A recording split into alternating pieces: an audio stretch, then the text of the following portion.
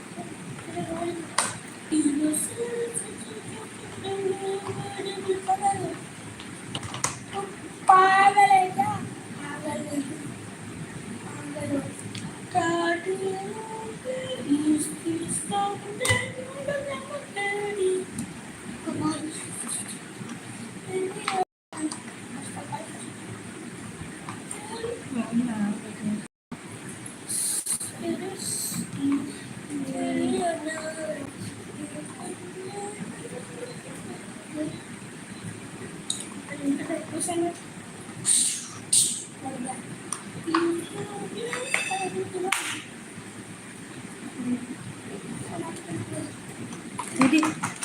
bilang.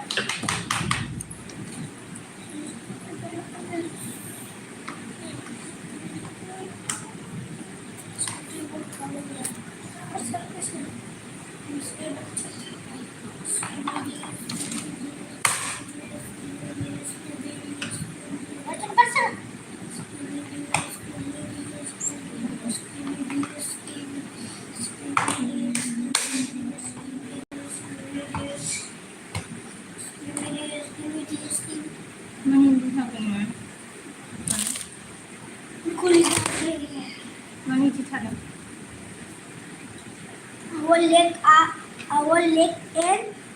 feet.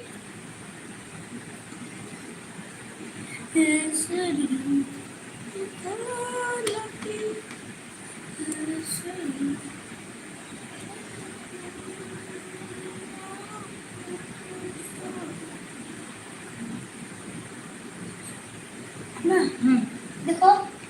बस मुझको ये याद करना है बस मुझको ये याद करना है देखो our legs and बस मुझको ये याद करना है देखो याद है feet help us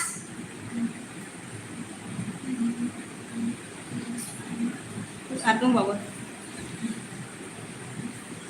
अरे अपनी बात तुझे सनत साउथ की साउथ के साउथ दी हाल चाचा बुका बुदी बात काबर Atung bawa sih.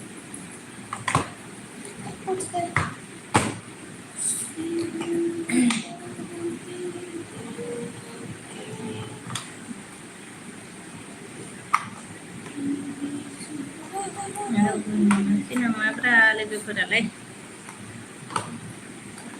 अम्मा आपको इतना से भी नहीं पता क्या सुबह पे ना वो आता है ना सोका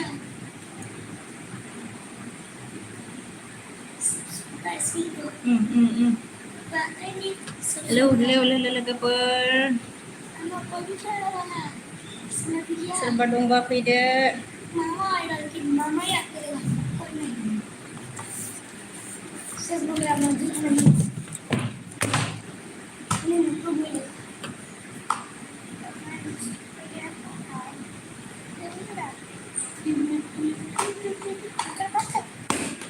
Keper serba domba pide. Rawun sana kenapa?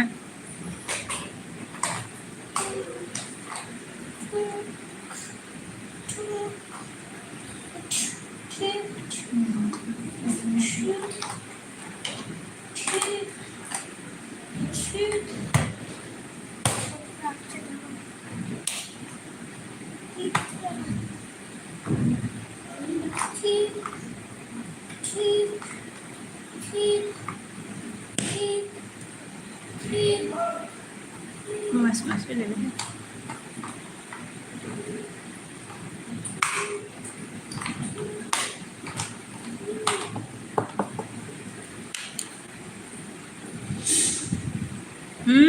Man boleh ke?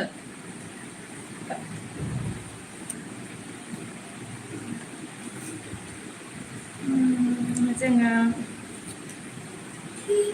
before board adalah hello morning dan hello morning. Thank you very much. आंनि लिसनाव फैनायनि थाखाय thank you very much. Before board mana dah like dan होनबायना thank you like होनायनि थाखाय. Okay. Mak khobor like dan. Oh, bisa ke? Before khobora मोजां आंना. ओमफ्राय नोंनियालाय माबायदि?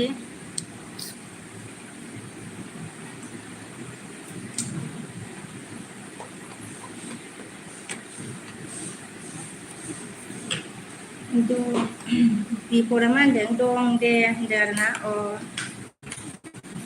ओमफ्राय जोंहा सोमदोन नुजाफैनो हादों thank you very much सोमदोन आंनि लिसनाव फैनायनि थाखाय बाजै माथो दिनैसो नुबाय होनदों दिनैसो नुबाय आरो ना ओमफ्राय जोंहा बिफरा मा होनदों आंजों लोगो दं होनदों आदसा लोगो दंखायो आरोना नोंजों बिफर ओमफ्राय जोंहा रनित हेलौ आब' आं बाजै खुलुमबाय होनदों आरोना हेलौ आगै रनित खुलुमबाय आगैजोना ओमफ्राय जोंहा अखाफोर नुजाफैदों आरोना कटा सेरे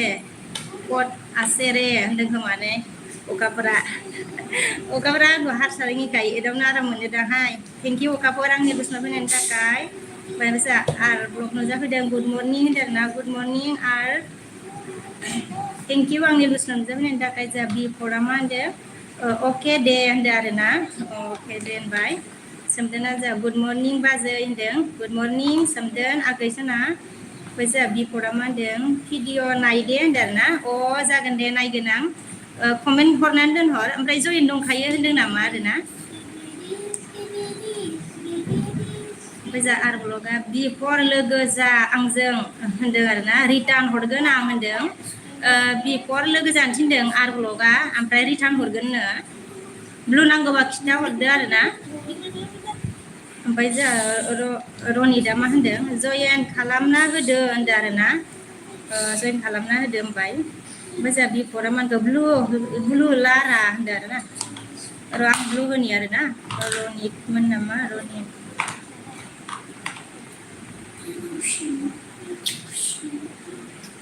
आङो ब्लु होबाय दे ओमफ्राय र' बिफरनोबो होनोसै दे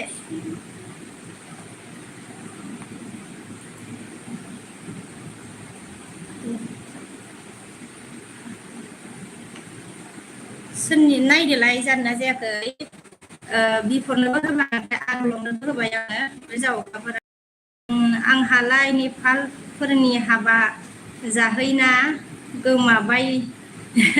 गोमाबाय बादिसो नुदोंमोन होनदों आरोना गोमाबायसो सानमारदोंमोनदां गोमाबा नागिरहैगौना नागिरहैयामोनलाय अखाफोर नोंलाय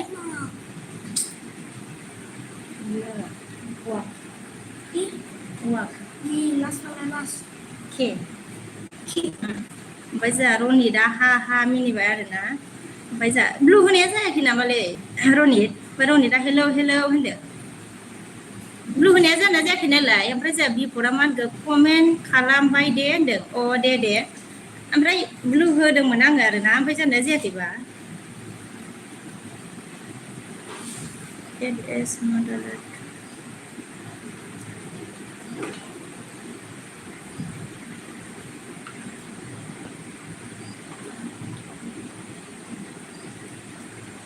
उल्थासो जानानै दंमोन दायो ओमफ्राय जोंहा बिफरा मा होनबाय दे होनदो आरो ना ओमफ्राय जोंहा आर ब्लगा मा होनदो बिफर सोरनो कमेन्ट खालामदों होनदों सोरनो कमेन्ट खालामदों सोंदों जोंहा आर ब्लगा ओमफ्राय रनिदा मा होनदो जयेन मि गाइस होनबाय आरो ना आदसा आरनोबो ब्लु होनो नामा आर ब्लग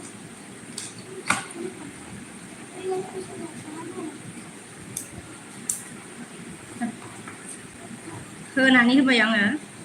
जयेन जालायदो ओमफ्राय आंजोंबो जयेन गैयाबा जयेन जादो सोरबाफोर जयेन गैयाबा आरोना लाइक होदो सनाफोर लाइक होआखैबा एसे समायनायनि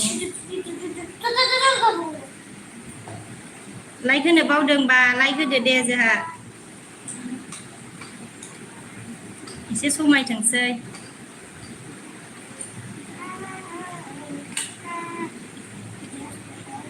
ओमफ्राय जोंहा रनिदा जयेन मि गाइस होनदों आरोना ओमफ्राय रनिदा मा बिफर साबधान होनबाय आरोना रनिदा बिफर साबधान होनबाय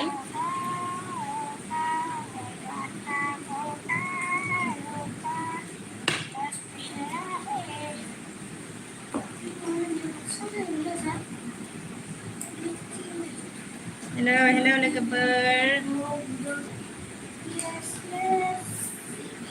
ओमफ्राय जोंहा रनिदा रिटार्न खालामना होदो बिफर ब्र होनदों आरोना रिटार्न बिफिनबाय आरोना रनिदा बिफर नोंनिफ्राय ओमफ्राय जोंहा कुमार नुजाफैनो हादों थेंक इउ भेरि माच कुमार आंनि बोसोर नुजाफैनायनि थाखाय गुड मर्निं सिस्टार होननानै खुलुमबाय आरोना good morning brother thank you very माच मेरे मुस्लिम आने के लिए कुमार ओमफ्राय जोंहा बिफरा मा होनखो कमेन्ट नाय होनदों आरोना कमेन्ट नायनो थिनदों ओमफ्राय जोंहा अखाफोरा मा होनदों आंलाय हैनांसिगौमोन बादिसो नंदों होनदों नागिरहैनांसिगौ बायदि मोनबावदों नामा ओमफ्राय जोंहा रनिदा अके थेंक इउ बिफर ब्र होनबाय आरोना ओमफ्राय बिफरा मा होनखौ अके ब्र होनबाय बिफराबो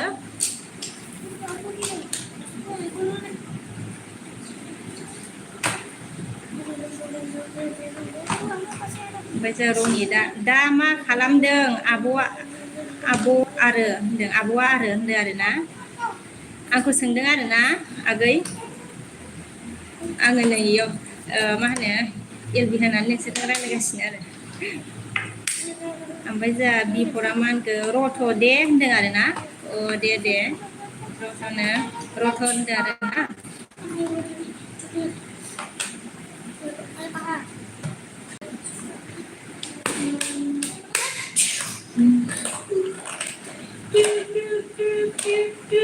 ओमफ्राय जोंहा रनिदा मा होनखो ओंखाम जाबाय आब' होनदों आरोना ओंखाम जाथ'वाखै फुंनि साहा लोंबाय आरोना बिस्कुटजों साहा लोंदों आरोना ओमफ्राय सङाखैनो आरो दायो ओमफ्राय जोंहा बिफरा मा होनखो आङो ओंखाम जानि होनदों आदसा दे जा दे बिफर ओमफ्राय जोंहा आरा मा होनखो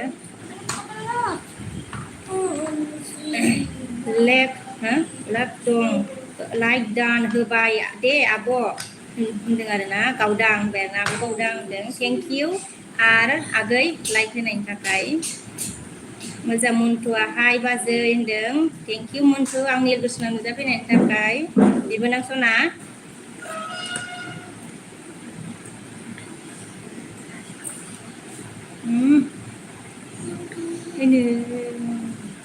जिरायलाय बाबा र' बाबा जिरायलाय गोलैगोन इदिखौ नै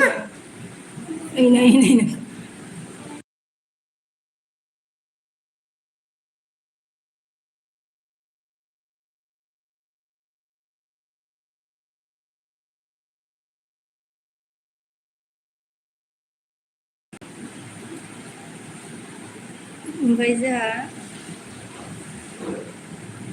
Darman Darman Debu Berma like dan pai bola bye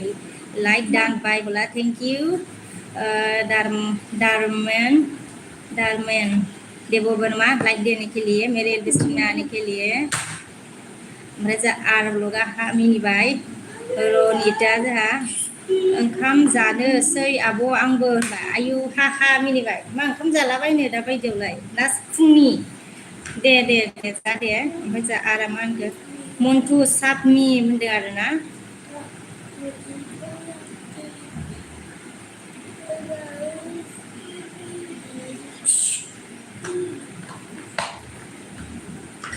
Mantu साब बिदों आरोना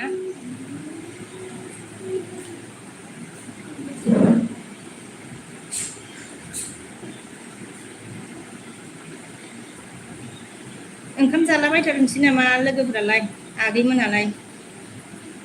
बिबोनांफोरालाय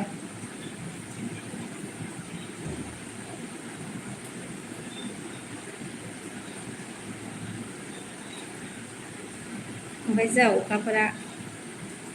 मा जाखो माथो खारजोबखो होनबाय आरोना हाय माबा ओंखाम जालाबायनोनो खारजोब्बाय अखाफोर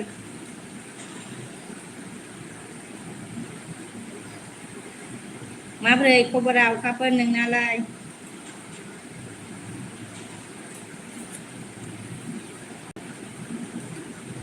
ओमफ्राय जा मा होनदों आंबो जानोसै हाहा मिनिबाय आरोना दे जाग्रोना लादो होमबालाय जाग्रोना लादो दे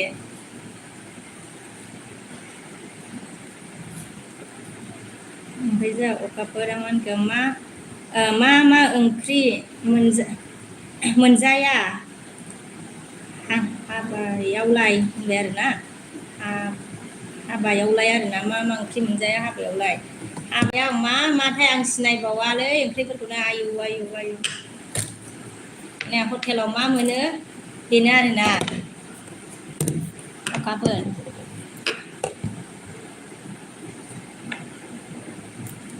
आं ओरैसो जनासैलाय र'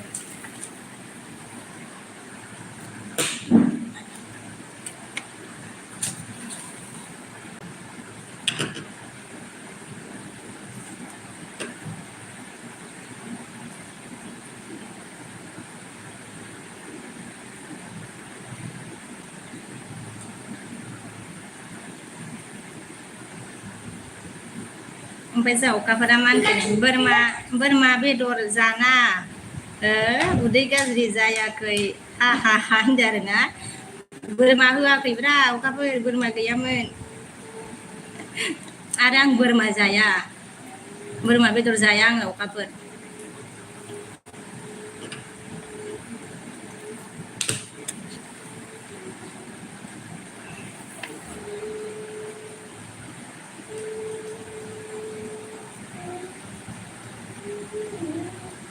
ओमफ्राय जा अखाफोरा मा होनखो बोरमा बेदर जाना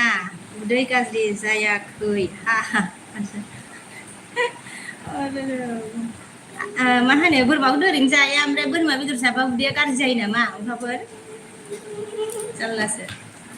ओमफ्राय जा अखाफोरा माथो जायो नोंलाय होनदों आरोना आङो बर'निखौसो जायो आङो बर'नि अमाखौसो अमा बेदरसो जायो आं ओमफ्राय जा मन्टुआ मा होनदों बाजैखौ किउट नुखादों होनदों आरोना थेंक इउ मन्टु ओमफ्राय जा अखाफोरा मा होनदों अमा जाबा गरम बारा जायो होनबाय आरोना नंगौ नोंनियालाय अखाफोर ओरैनो बोथोराबो गरमखा जिनो आयु थानो हायै बायदि आरोना मैयाथ' दिनैसो एसे बार बारबावदों मैया ओरैबायदि गरम आयु थानोनो हाखायामोन ना जा जितेन्द्र नुजाफैदो आरोना थेंक यू जितेन्द्र मेरे डिस्ट्रिक्ट में आने के लिए आप आसाम का एक्ट्रेस है क्या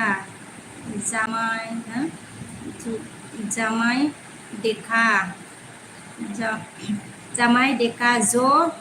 जामाई देखा जो सॉन्ग है उधर उधर में जो एक्ट्रेस है उसकी तारा है आप बोला और मैं बोरो का एक्ट्रेस नहीं हूँ जितेंद्र जितेंद्र ने क्या बोला जामाई राजा एक सॉन्ग है ना अ, उधर उधर में जो एक्ट्रेस है उसका जैसा है आप बोला अच्छा जामाई मैंने सुना नहीं है ये सॉन्ग जितेंद्र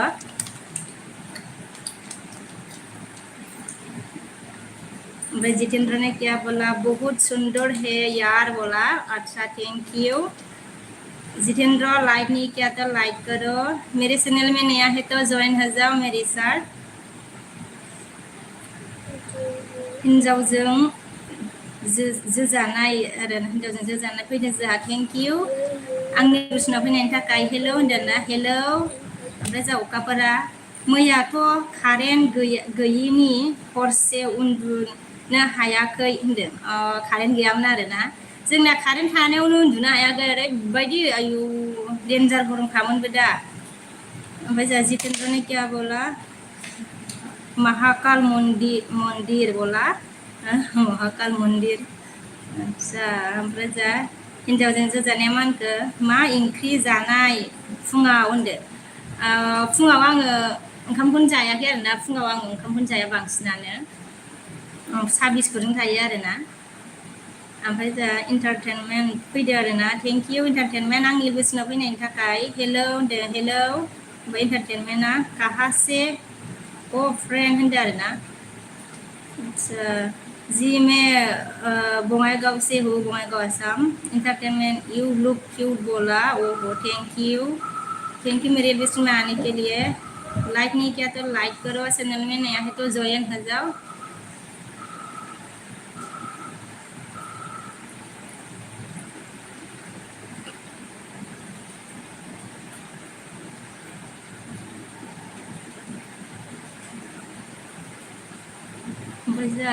एबी ब्लग फैदो आरोना थेंक इउ आंनि लिस्टआव फैनायनि थाखाय एबी ब्लग लाइक दान होनबाय थेंक इउ लाइक होनायनि थाखाय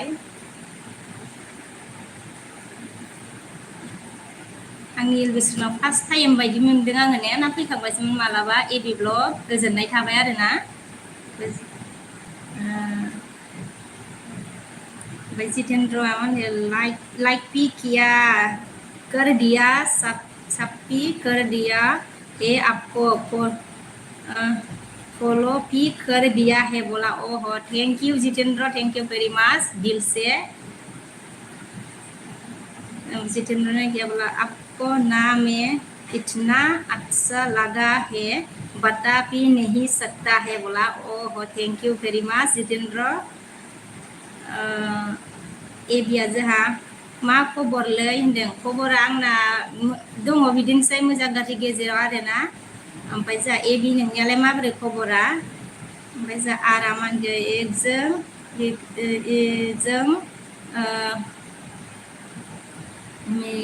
एकजों मिगिजों फान खालामबाय होनदों आरोना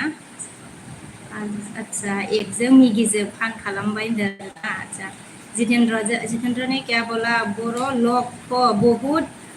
पसंद करता है मैं बहुत दिल अच्छा है बोरो लोग बोला बोरो का बोला ओहो थैंक यू बोरो लोग को इतना अच्छा माने इतना अच्छा लगता है आपको बोरो लोगों को तो इसके लिए thank you very much Jitendra entertainment आमान गोजा लाइक 13 बोला थैंक यू इन्टारटेनमेन्ट ओमफ्राय इबि आमानखौ अन होनदों आरोना ओमफ्राय आर ब्लगा हा मिनिबाय इन्टारटेनमेन्ट आमानखौ एसामिस और त्रिपुरा बोला एसामिस और त्रिपुरा बुइसोरानो एसामिस हेलो लोगोफोर हेलो गाइस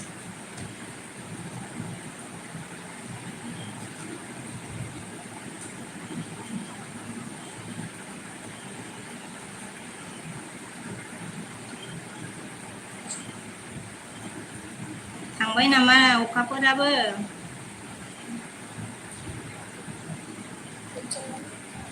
जितेंद्र ने क्या बोला, मेरे को तो बोल लैंग्वेज बोरो लैंग्वेज पर बोल लैंग्वेज पर है, समझ में आती है,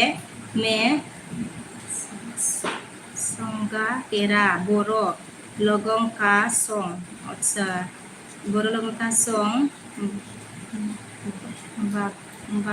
बागुरु बागारा देखता है ना बोला। अच्छा, लैंग्वेज पर है, समझ में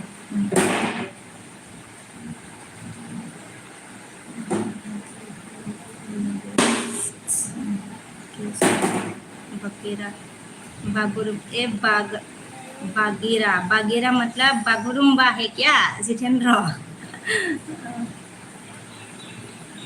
देखता है ना बोला।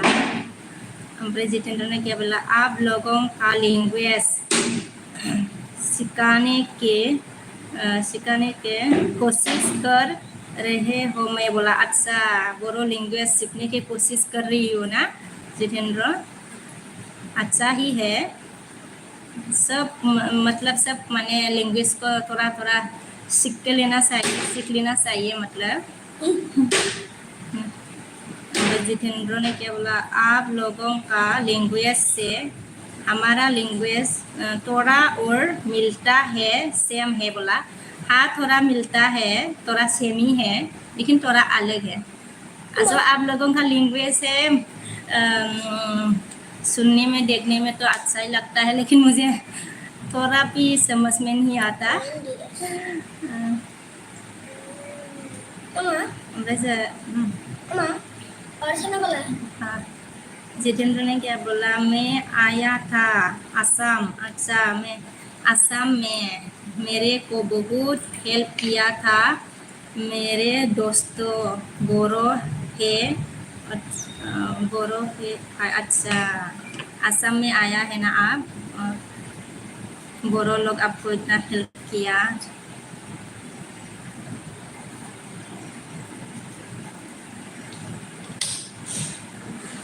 और क्या बोला जितेंद्र ने, ठीक ठीक है, मैं सोती करके, अच्छा थोड़ी थोड़ी करके लिखा आप बता, मैं थोड़ा तकलीफ होता है बोला।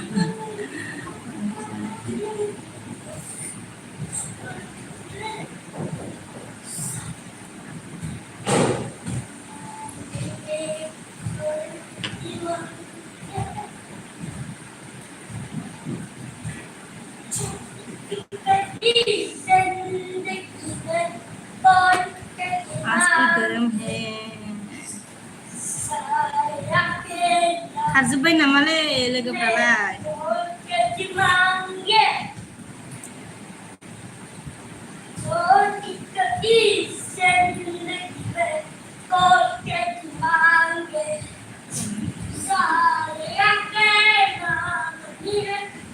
हेलो।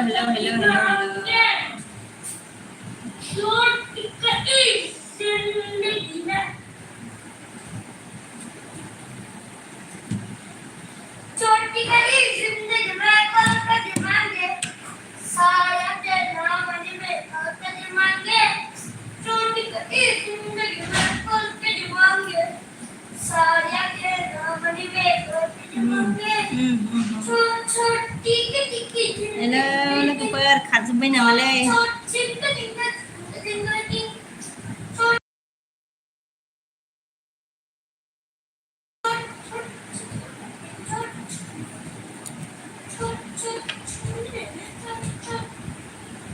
ओमफ्राय जोंहा अनजालु नुजाफैदों आरोना। गुड मर्निं बाजै होनदों। गुड मर्निं बिबोनां सना, थेंक इउ आंनि लोगोसिनाव नुजाफैनायनि थाखाय ना अनजालि। मा खबर अनजालि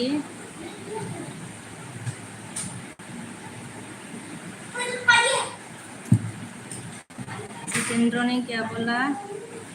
मैंने मैंने सोटी करके टाइप कर कर कर करता हूँ आपको भरने भरने में तकलीफ होते है क्या बोला ओके हो तकलीफ तो होती है लंबा ज़्यादा लंबा लिखने से लेकिन अभी ठीक है जितेंद्र ओमफ्राय जा अनजालिया मा होनखो दं आंबो नोंहालाय होनदों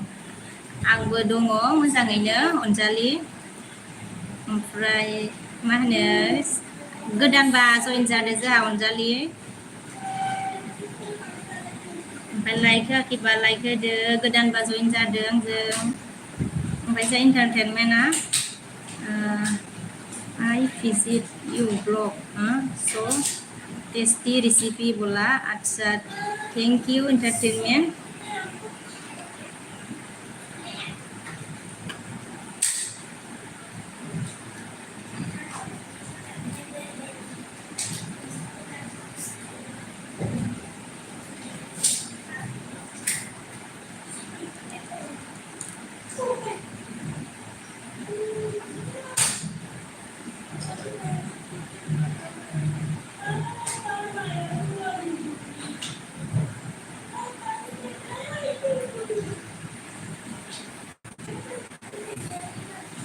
ओमफ्राय जोंहा अनजालिया मा होनदों बहानिमोन नोङो बाजै होनदोंना आङो बङाइगावआव थायो आरोना अनजालि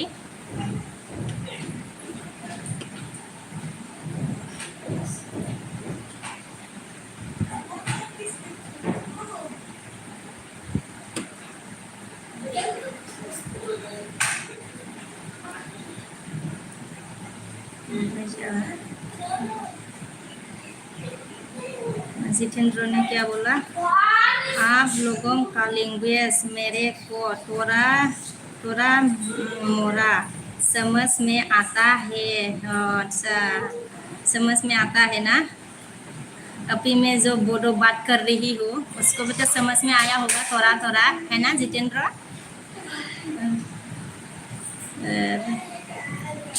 जितेंद्र ने क्या बोला आप लोगों का सॉन्ग जो मेरे को आती है अच्छा बोडो सॉन्ग भी आती है आपको अच्छा ही है बोडो सॉन्ग आती है तो जितेंद्र ने क्या बोला एक बोडो सॉन्ग आकर सुना दो बोला मुझे तो गाना नहीं आती आकर सुना दो बोला अच्छा आप सुना दोगे अच्छा बोलो आकर सुना दो बोला ओके जब आएगा तो सुना देना जितेंद्र ने क्या बोला दीदी एक बोरो सॉन्ग सुना दो बोला अच्छा गाना भी तो नहीं गा क्या गाना गाओ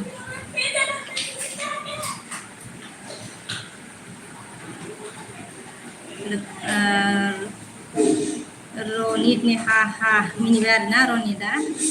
जितेंद्र ने क्या बोला मेरा दूसरा मोबाइल साथ में आपको फॉलो करेगा ठीक है बोला और ठीक है जितेंद्र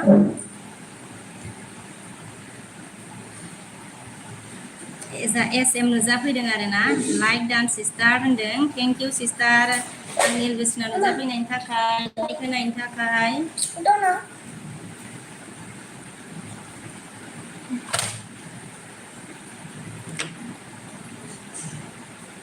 जा सिलसिमद नुजाफैदों आरोना हाय हेलो आब' ना हेलो आब' हेलो सिलसिमद थेंक इउ आंनि लोगोसिनाव फैनायनि थाखाय ओमफ्राय जा SM मा होनदों मा ओंख्रि संखो होनदों SM ओंख्रिखौनो संथ'वाखै आङो ओमफ्राय जा जितेंद्र मा होनखो हम थोड़ा समझ में आता है बोला अच्छा थोड़ा थोड़ा समझ में आता है अच्छा ही है ओमफ्राय जोंहा सिलसन दो मा होनदो जोंहा नमस्ते अब नमस namenga abu namaste abu nama ang basini ase bara abu nama hanke ओमफ्राय नुजाफैदो जोंहा थाम्फै दुद्रुनाय हा हा होनदों आरोना एयार थेंक इउ आंनि लिसनार नुजाफैनायनि थाखाय बहा दंमोन नोंलाय एयार ओमफ्राय जोंहा रनिदा मा होनखो जयेन खालामना होदो गाइसफोर होनदों आरोना एयारा मा होनखो जोंहा मोजां ना बाजै होनदो मोजाङैनो दङ नोंलाय माथो थगायबाय मोनायाव आंबो हरनो नागिरदोंमोन नोङो हरासैना बावबाय खोमा साननानै हरासै आंबो ओमफ्राय एआरआ मा होनखो लाइक दानबाय थेंक इउ एआर लाइक होनायनि थाखाय ओमफ्राय जोंहा एस एम अन होनदों थेंक इउ एस एम अन थानायनि थाखाय ओमफ्राय जोंहा जितेन्द्र मा होनखो पिस्टल बजाकर प्रोफाइल पे Ronaldo अच्छा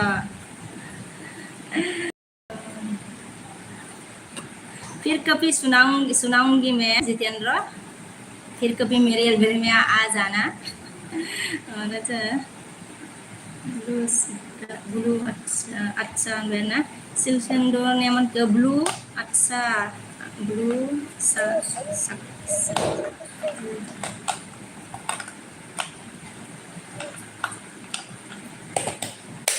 ब्लू दे दिया सिलसिंडो नाम बाजा ए आरामान के बि बसुमतारी जिउस नं दंमोन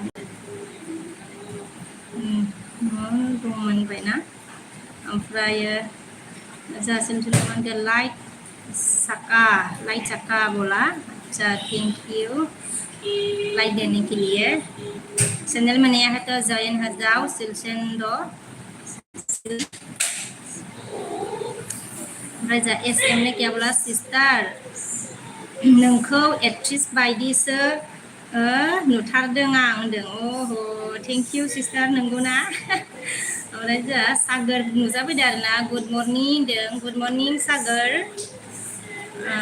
थेंक इउ आंनि लुसनाव नुजाफैनायनि थाखाय गोजोननाय थाबाय आरोना ओमफ्राय जोंहा रनिदा मा होनखो जयेननि लोगोफोर होनदों आरोना एयारा मा होनखो भिडिअ एडिटिं खालामना सम मोनाखै सना होनबाय अह दे दा बानायहरदो होमबा दा बानायहरदो एयार आंबो दा इलबि दोनबाथाय बानायलाहरनोसै नोंना ओमफ्राय जोंहा एयारा मा होनखो र' हरगोन होनबाय आरोना ओमफ्राय जोंहा सिलसिंडुआ मा हरखो ओमफ्राय जोंहा सागोरा अनदों थेंक इउ सागोर अन थानायनि थाखाय ओमफ्राय जोंहा रनिदा सिलसिंडु जयेन मी ब्र बोला ओमफ्राय जोंहा जितेन्द्र मा होनखो जहाँ जो आपका एलबी जो देख रहा है सब लोग आप लोग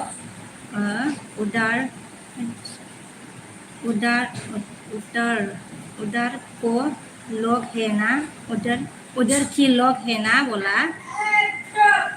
हाँ इधर की होता है लेकिन ज़्यादा सबका अलग अलग है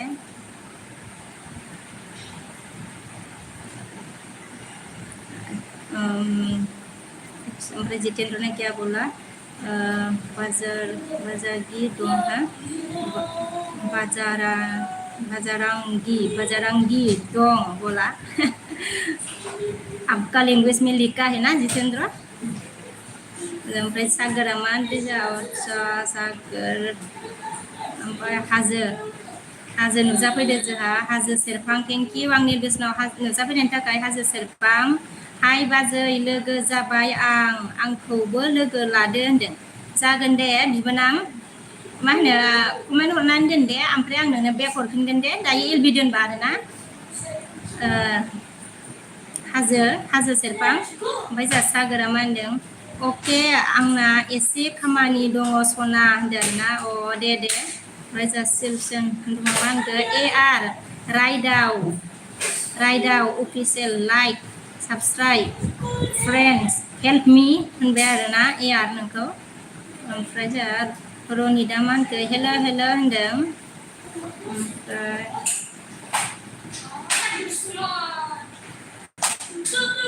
रनिदा सिलसिंद जयेन मी होनदों आरोना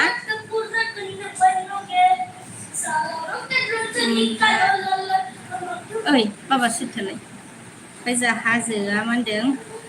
अके बाजै होनदों आरोना ओमफ्राय जोंहा मिस्टार ए आर अफिसियेल नुजाफैदों थाम्फै होनफैबाय आरोना आदसा थाम्फै दुद्रुनाय बेजों हरबाय दे आदसा साबखौ होनदों अ दे जागोन दे ए आर ओमफ्राय जोंहा सागोरा मा होनखो अन फैफिनगोन होनदों आरोना अ दे सागोर ओमफ्राय मिस्टार ए आर अफिसियेला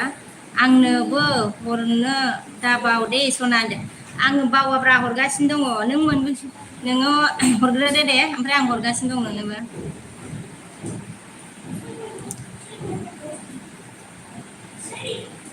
आंबो दा एलबि दोन माबायावनो हरग्रोदो नोङो दा एलबि दोननियावनो एलबि अनावनो दायो हरगोन आं र' एसे उनाव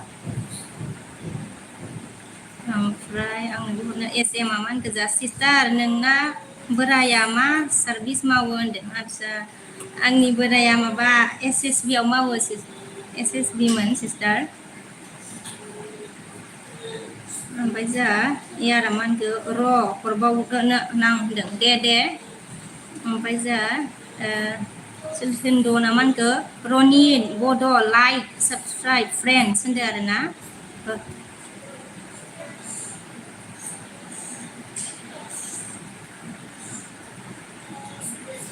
सब लिखने से हो जाता है पूरा मतलब सब्सक्राइब नहीं लिखना नहीं चाहिए बोलता है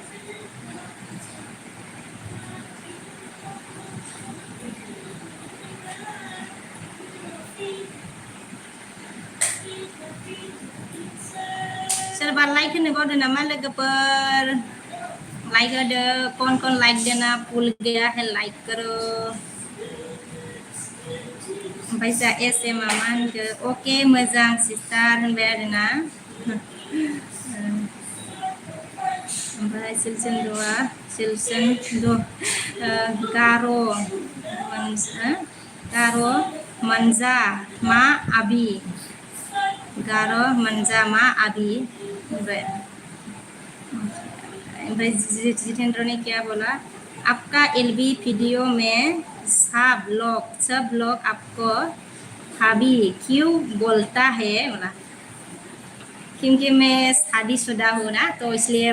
बोला होगा सब भाभी जितेंद्र मैं मैरिड हूँ ना तो इसलिए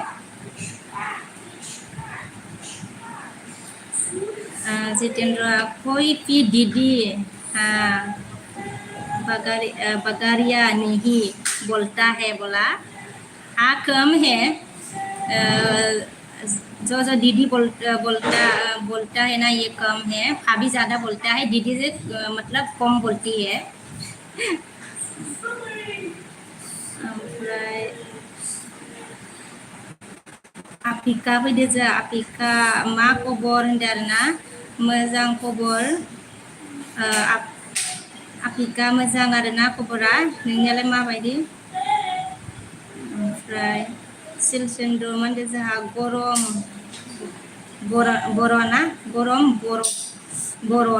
होनदो आरोना आदसा गार' बर'ना होनदो ओमफ्राय जोंहा रनिदा मा होनखो गेम अफार होनबाय ना जितेंद्र ना क्या बोला आपका बेटा को चुप रहने को लिए बोलो अच्छा आप फिर मेरे को थोड़ा मेरे समझ में आया बोला हाँ मैंने बेटा को रहने के लिए बोला आपको समझ में आया होगा है ना जितेंद्र ज्यादा हल्ला कर रहा है, गाना गाता है, क्या क्या करता है।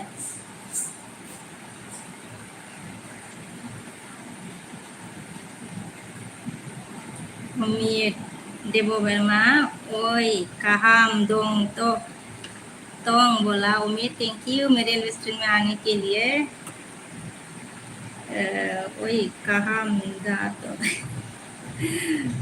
मतलब खबर कैसा है ऐसा बोला क्या उम्मीद। ओमफ्राय जोंहा रनिदा हा हा मिनिबाय आरोना उम्मीद आपका खबर कैसा है।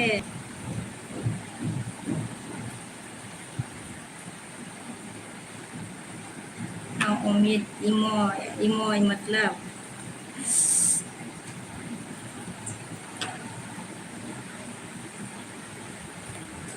ओमफ्राय जोंहा एसएम आमान के सिस्टार आङो ओंखाम ओंख्रि संनो दे बाय बाय होनदों आरोना दे दे एसएम बाय बाय दार। ओमफ्राय जोंहा उमिदा मा होनखो मैं ठीक हूँ बोला ओके।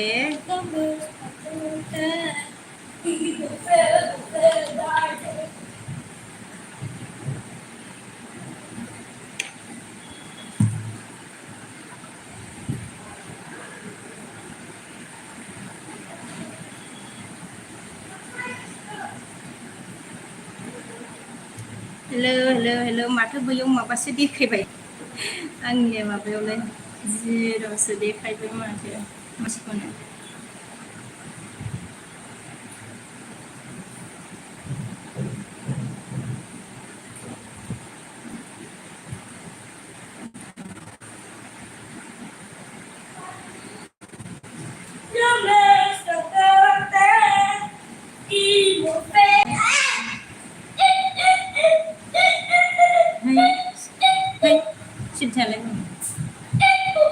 ओमफ्राय उमेद ने क्या बोला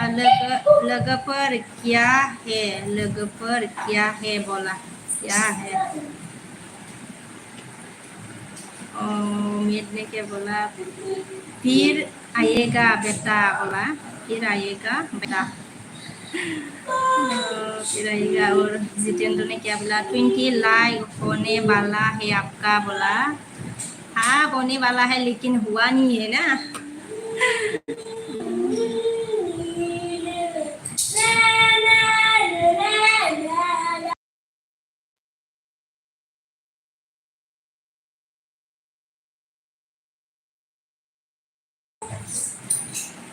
दे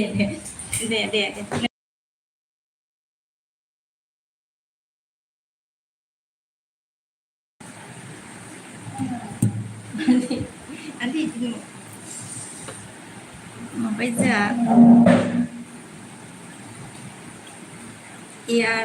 it's like that and better now oh thank you AR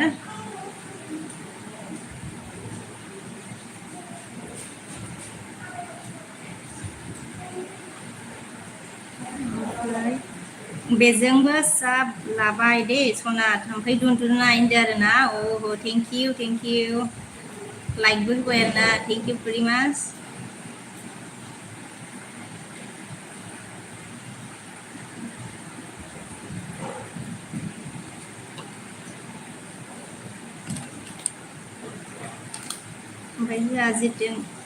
ओमफ्राय जितेंद्र ने क्या बोला हाँ अच्छा बोला है बहुत त्रिपुरा का लोग है हमारा लैंग्वेज बोल रहा है ना अब अच्छी है क्या वो पूछ रहा है आपको बोला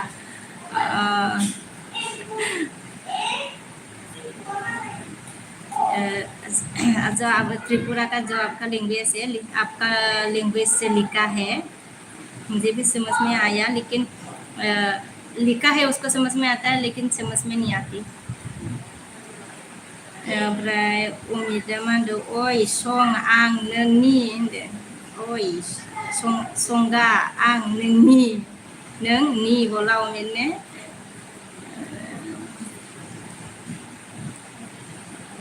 Omi nampai Jitendra ने क्या बोला आप अच्छा है क्या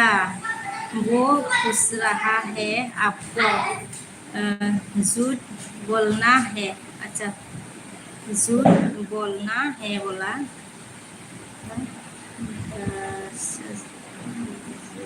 बोलना है बोला जितेंद्र ने अच्छा ये ओई संगा आंग नोंनि ये अब अच्छा है क्या ऐसा ऐसा होता है क्या मुझे बिल्कुल समझ में नहीं आती रे Rahman ke ang bezewe हेफाजाब होखायो dan आं बयखौबो हेफाजाब होखायो होनदों आंबो नोंनो हरगासिनो आरो दे हरगोन दे आङो एलबि दोननायावनो हरगोन आङो माने आङो दायो एलबिखौ माने दोननोसैबा आरोना एलबिखौ अन दोननानैनो हरगोन दे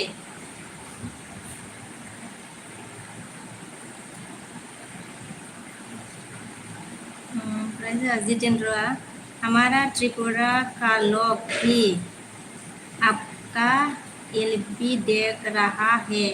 हमारा लैंग्वेज में आपको पूछ रहा है कैसा है आप अच्छा मैं अच्छी हूँ हाँ त्रिपुरा का लोग भी देख रही हो जितेंद्र ओमफ्राय अमित देव बोरमा नों मा खालामदों ये तो बोरो जैसा लग रहा है मुझे नों मा खालामदों आप क्या कर रहा है बोरो में ऐसा होता है बोलता है मतलब नों मा खालामदों खुलुम अच्छा नों मा खुलामदो जितेंद्र ने क्या बोला बहुत ऊपर में कमेंट पर बहुत ऊपर में कमेंट कर रहा है नाइस थोड़ा सीख लो करके कमेंट करो हाँ थोड़ा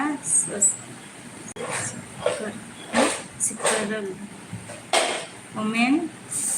करके कमेंट करो बोला जितेंद्र ने क्या बोला इसलिए हमारा कमेंट लेट से पोस्ट रहा है आपके पास बोला हाँ अमितामन के बोरो सीखो रहा हूँ बोला बोरो सीख रहा हूँ बोला ओमी बोरो सीखो थोड़ा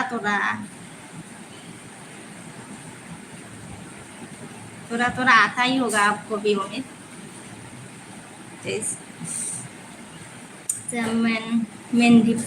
मंदीप रास साबधान लाइक बाय ओ थैंक यू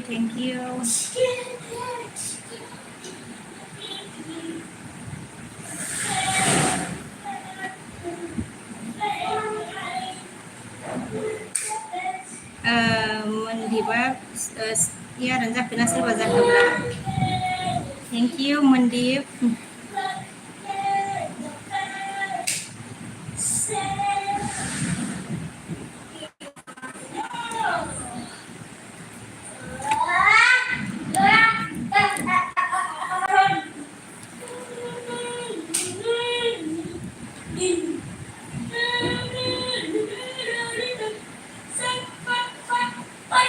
जंगल अमित देव वर्मा क्या बोला जंगल को क्या बोलता है बोला जंगल को हाकरा बारी नहीं बोलते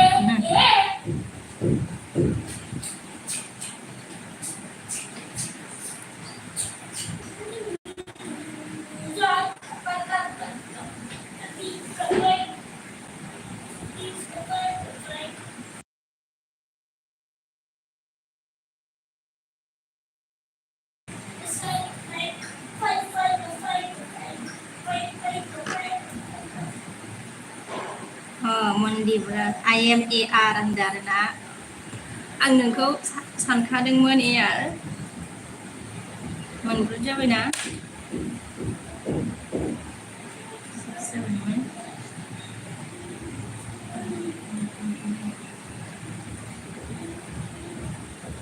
ओमफ्राय उमिदा उमिद ने क्या बोला पहाड़ को क्या बोलते हैं बोला पहाड़ को हाजो हाजो हाजो ओमफ्रायो मनदीपा मानखो भाभी जी मैंने आपकी चैनल सब कर दिया बोला ओके थैंक यू मनदीप यार thank you very much single बया मा होनदों गुड मर्निं बिके बाजै ओमफ्राय थैंक यू सिंगल बय आंनि इनबक्सनाव फैनायनि थाखाय बिबोनां सना गुड मर्निं ओमफ्राय जोंहा मनदीप अटसो आइ एम ए आर होनबाय आं ए आर होननानै मिथिबाय मनदीप ओमफ्राय जों अमिता मा होनखो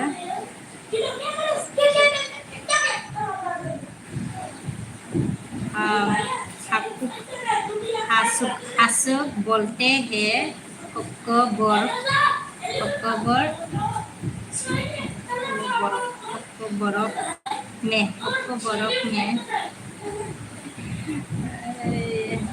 थोड़ा दिक्कत होता है रे हमें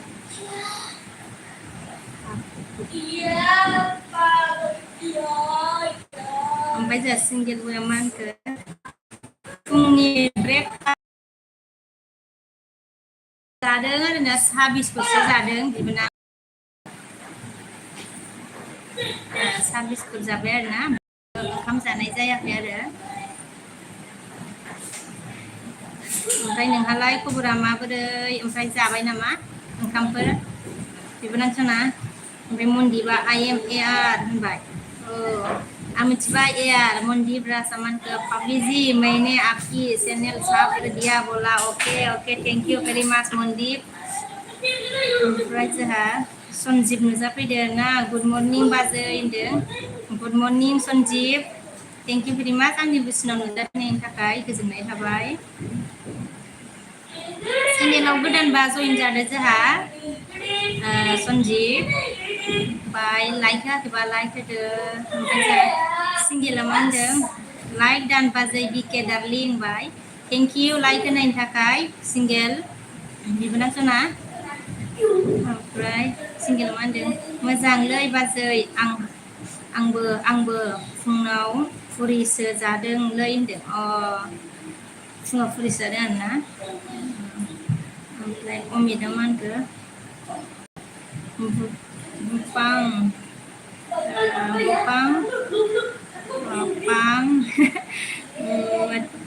मतलब घास और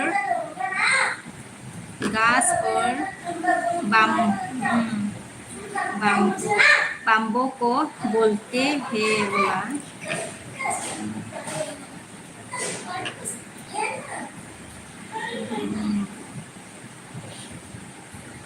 ओमफ्राय जोंहा रनिदा मा होनखो जयेन अल इउटुब फेमिलि बोला बुंबाय आरोना रनिदा ओमफ्राय जोंहा जितेन्द्र मा होनखो ठीक है मैं जाता हूँ आपका ID Mein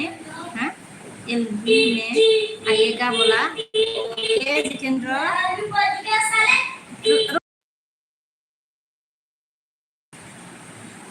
thank you Jitendra मुझे हेल्प करने के लिए मेरे एलबी में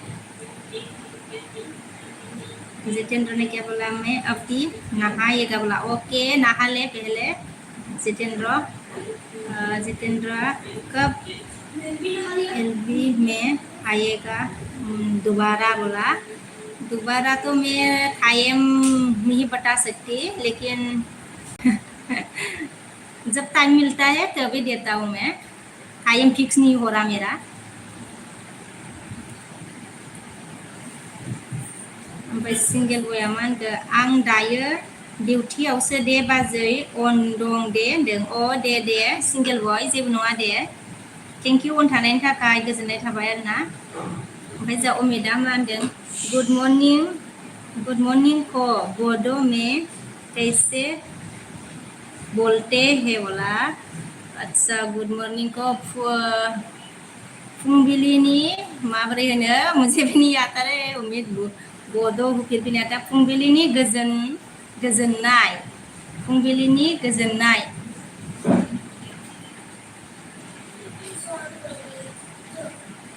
हम भी गुड मॉर्निंग ज़्यादा यूज़ करते हैं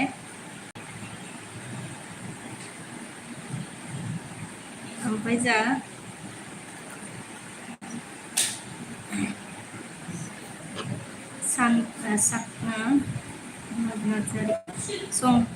संकर नार्जारि नुजाफैदों आरो ना बाजै मोजां नुदों माथो होनदों आरो ना अ थेंक इउ संकर आंनि लिस्टनाव नुजाफैनायनि थाखाय गोजोननाय थाबाय आरो ना ओमफ्राय जा सनजिबा मा होनदों माबोरै बाजै खबरफोरालाय होनदों आरो ना खबरफ्रा दङ बिदिनोसै आरो ना मोजां गाज्रि गेजेरावनो सनजिब ओमफ्राय अमिता मा होनदों जा बुं काहाम बोलते हैं कम्बर में बोला अच्छा सिंगेला मा होनदों जा अमित ब्र आं बाय कको सादी बोला सिंगेल बॉय ने अमित ओमफ्राय अमित ने क्या बोला शादी सिंगल बॉय बोला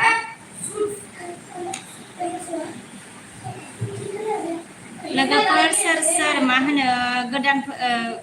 गोदानब्ला आंजों जयेन जानानै होदो आरोना ओमफ्राय लाइक होआखैबा लाइक होदो लाइक नहीं दिया तो लाइक करो चैनल में नया तो जॉइन हो जाओ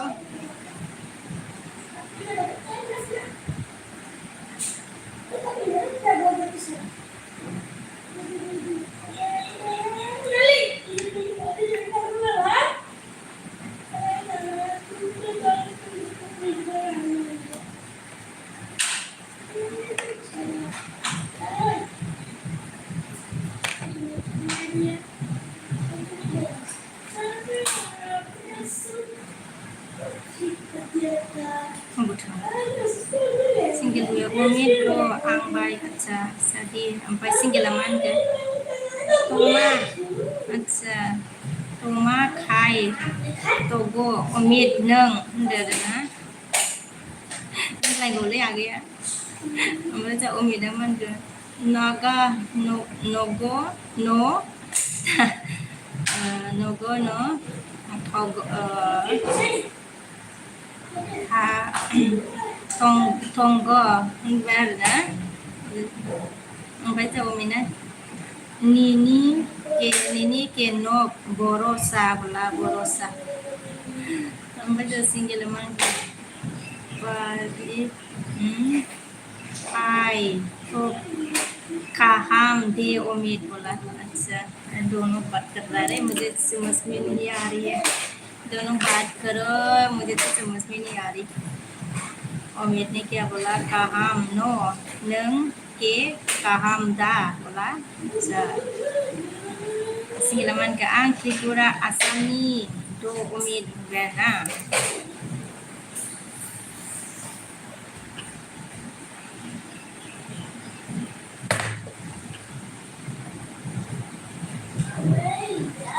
अमित ने क्या बोला नंग बोडो दे बोला नंग बोडो दे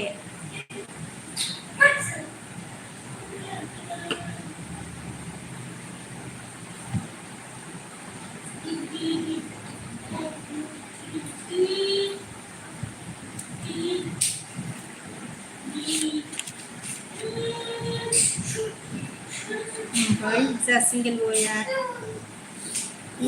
आंबो kaham no omit berne omit aman ke means आप bodoh है क्या बोला मैं सिंगल बोया आप bodoh no बोला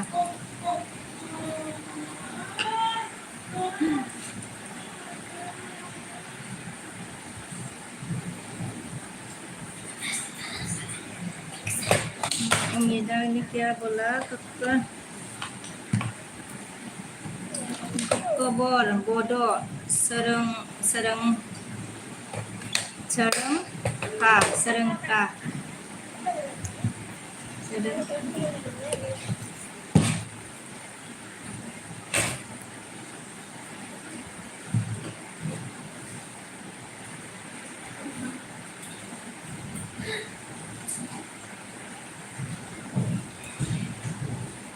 Hello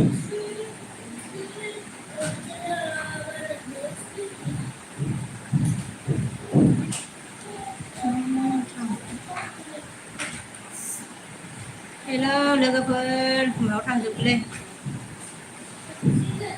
सिंगेल मा मोनदों अके अमित नों हागदि द आं थाबक डिउटि तागो बोला उम्मीद बोला कक्को बरक बाहाय मेरा पढ़ना तो बिल्कुल नहीं हो रहा बाहाय के रंग सिंगल बॉय उम्मीदा ओके सिंगल बॉय बोला सिंगल बॉय ना आंनि लव क्लास फ्रेंड थागो द त्रिपुरानि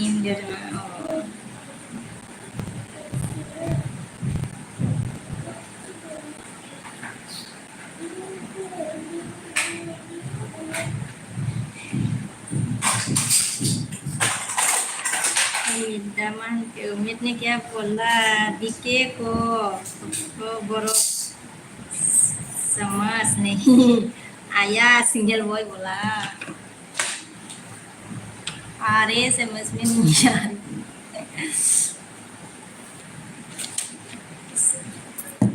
आप तो लिखते रहते हो लेकिन मेरे को तो याद ही नहीं रहती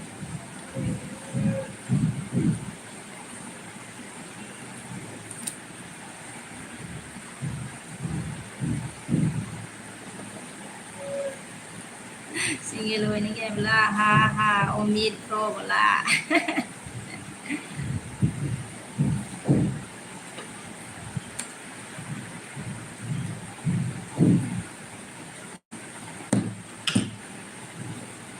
जोङो बुकपेन गुड मर्निं होनदो आरोना गुड मर्निं बुकपेन थेंक इउ आंनि लिसनाव फैनायनि थाखाय thank you very much Das माने मेरे लिस्ट में आने के लिए भूपेन गुड मॉर्निंग सिंगल गोया ऑन बाय थैंक यू भूपेना आपको बहुत अच्छा लगते हो बोला ओ हो थैंक यू भूपेना मन का आप कहाँ से हो बोला जी मैं बङाइगांव में रहती हूँ ओमफ्राय जोंहा अनजालु नुजाफैनो हादों आरोना थेंक इउ अनजालु आगै हा मिनि फैबाय ओमफ्राय जों उमिदा मुझे बोडो सिखा दो सिंगल बॉय मुझे बडोलैंड घूमने आना है बोला ओमफ्राय भूपेना मानखो रियली आई लाइक इउ बोला अ थेंक इउ सिंगल बॉय मानखो बाजै ऐसे खाना क्या बना अच्छा आज खाना क्या बना रहे हैं बोला खाना अभी भी तैयार नहीं हो रहा तैयार नहीं किया अभी भी पता नहीं क्या पकाएंगे सिंगल बॉय मोनथिया आरोना मा संनाय जागोन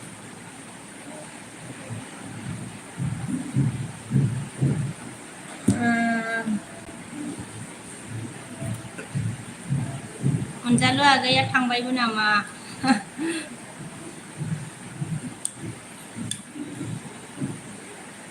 भूपेना शर्मेंद्र भूपेन दास कौन था गया क्या लाइक करो चैनल में नया है तो ज्वाइन हो जाओ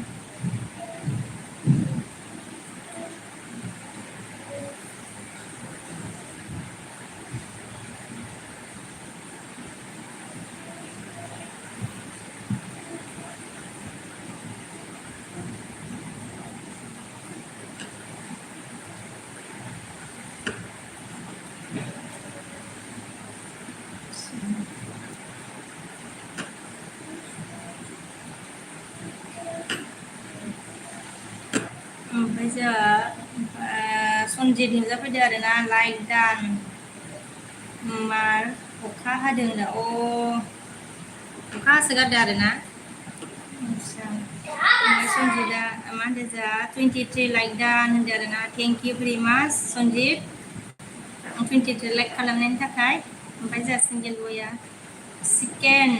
बनाएगा तो हमको भी भेज देना भाभी बोला ओके ओके भेज दूंगी सिंगल बॉय चिकन नहीं है लेकिन फिश है फिश मछली है मछली ओमफ्राय जा सनजितआ मा होनदों आं जेबो खोनाया मा आदसा मा अखा हादों दे अखा हादोंबा आरोना खोनायाबा सनजित माथो जोंनि गैया अखायानो ओमफ्राय जा अनजालुआ मा होनदों कमेन्ट हरनो हाया आब' आदसा खामानियावसो दङ बेखायनो मिनिनायल' हरदों बाय दे आगै सना दे जेबो नङा दे अनजालु लाइकल' होदो सना होमबालाय लाइकल' होदो दे खामानि मावोना डिस्टार्ब जायो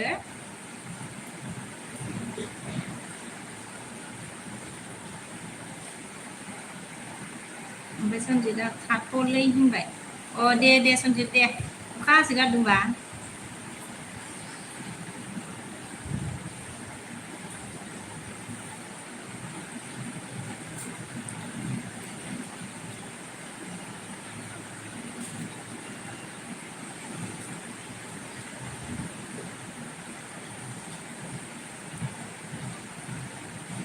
ओमफ्राय जा अनजालु बेबायदि नायबाय आरो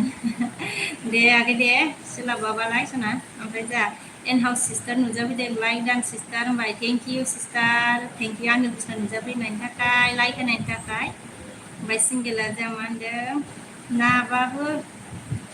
नाबाबो सलियोलै बाजै हा होनबाय आरोना फानफैनायमोन आरोना ओमफ्राय बेखौनो लाखिबाय आरो उफाय गैया लाखिनांबाय ओमफ्राय जा अनजालुआ नायबाय गाबबाय आरोना अनजालुआ ओमफ्राय जा खोमथा नुजाफैनो हादों आंसो आदसा थाम्फै रुद्रनाय होनदों आरोना लाइक दान बाय थेंक इउ खोमथा थेंक इउ भेरि माच ओमफ्राय जा एन हाउस सिस्टारा मा होनखो खामानियानो जोबनो रोङा सिस्टार होनबाय नोंखागौ आं मिथिखायो सिस्टार आंथ' जेबो मावबावाखैनो फिसालाखौसो एसे लेखा माबादोंमोन आङो फोरोंदोंमोन ओमफ्राय फरायनो रागा जोंनानै है थानानै एलबिसो होदोंबाय आङो ओमफ्राय जा खोमथाया साबधान होनदों थेंक इउ खोमथा ओमफ्राय जा सिंगेल बया गैया लकेल ना सालानि बाजै नाया होनदों लकेल ना सालानि आं मोनथिलालै जायखिजाया मा होनो मास होननानै फानफैनायखौसो लाखिदों सिंगेल आगै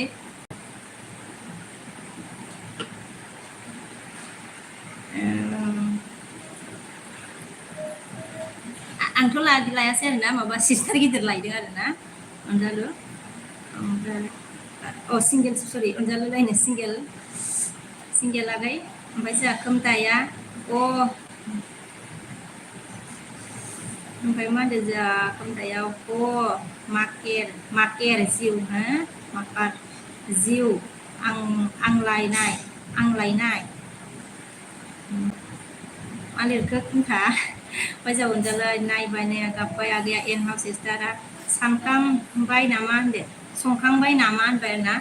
संखाङाखै सिस्टार सङाखैनो ओमफ्राय जोंहा एन हाउस सिस्टारा मा होनो ARU होननानै हाथाय हरबाय आरोना ओमफ्राय जोंहा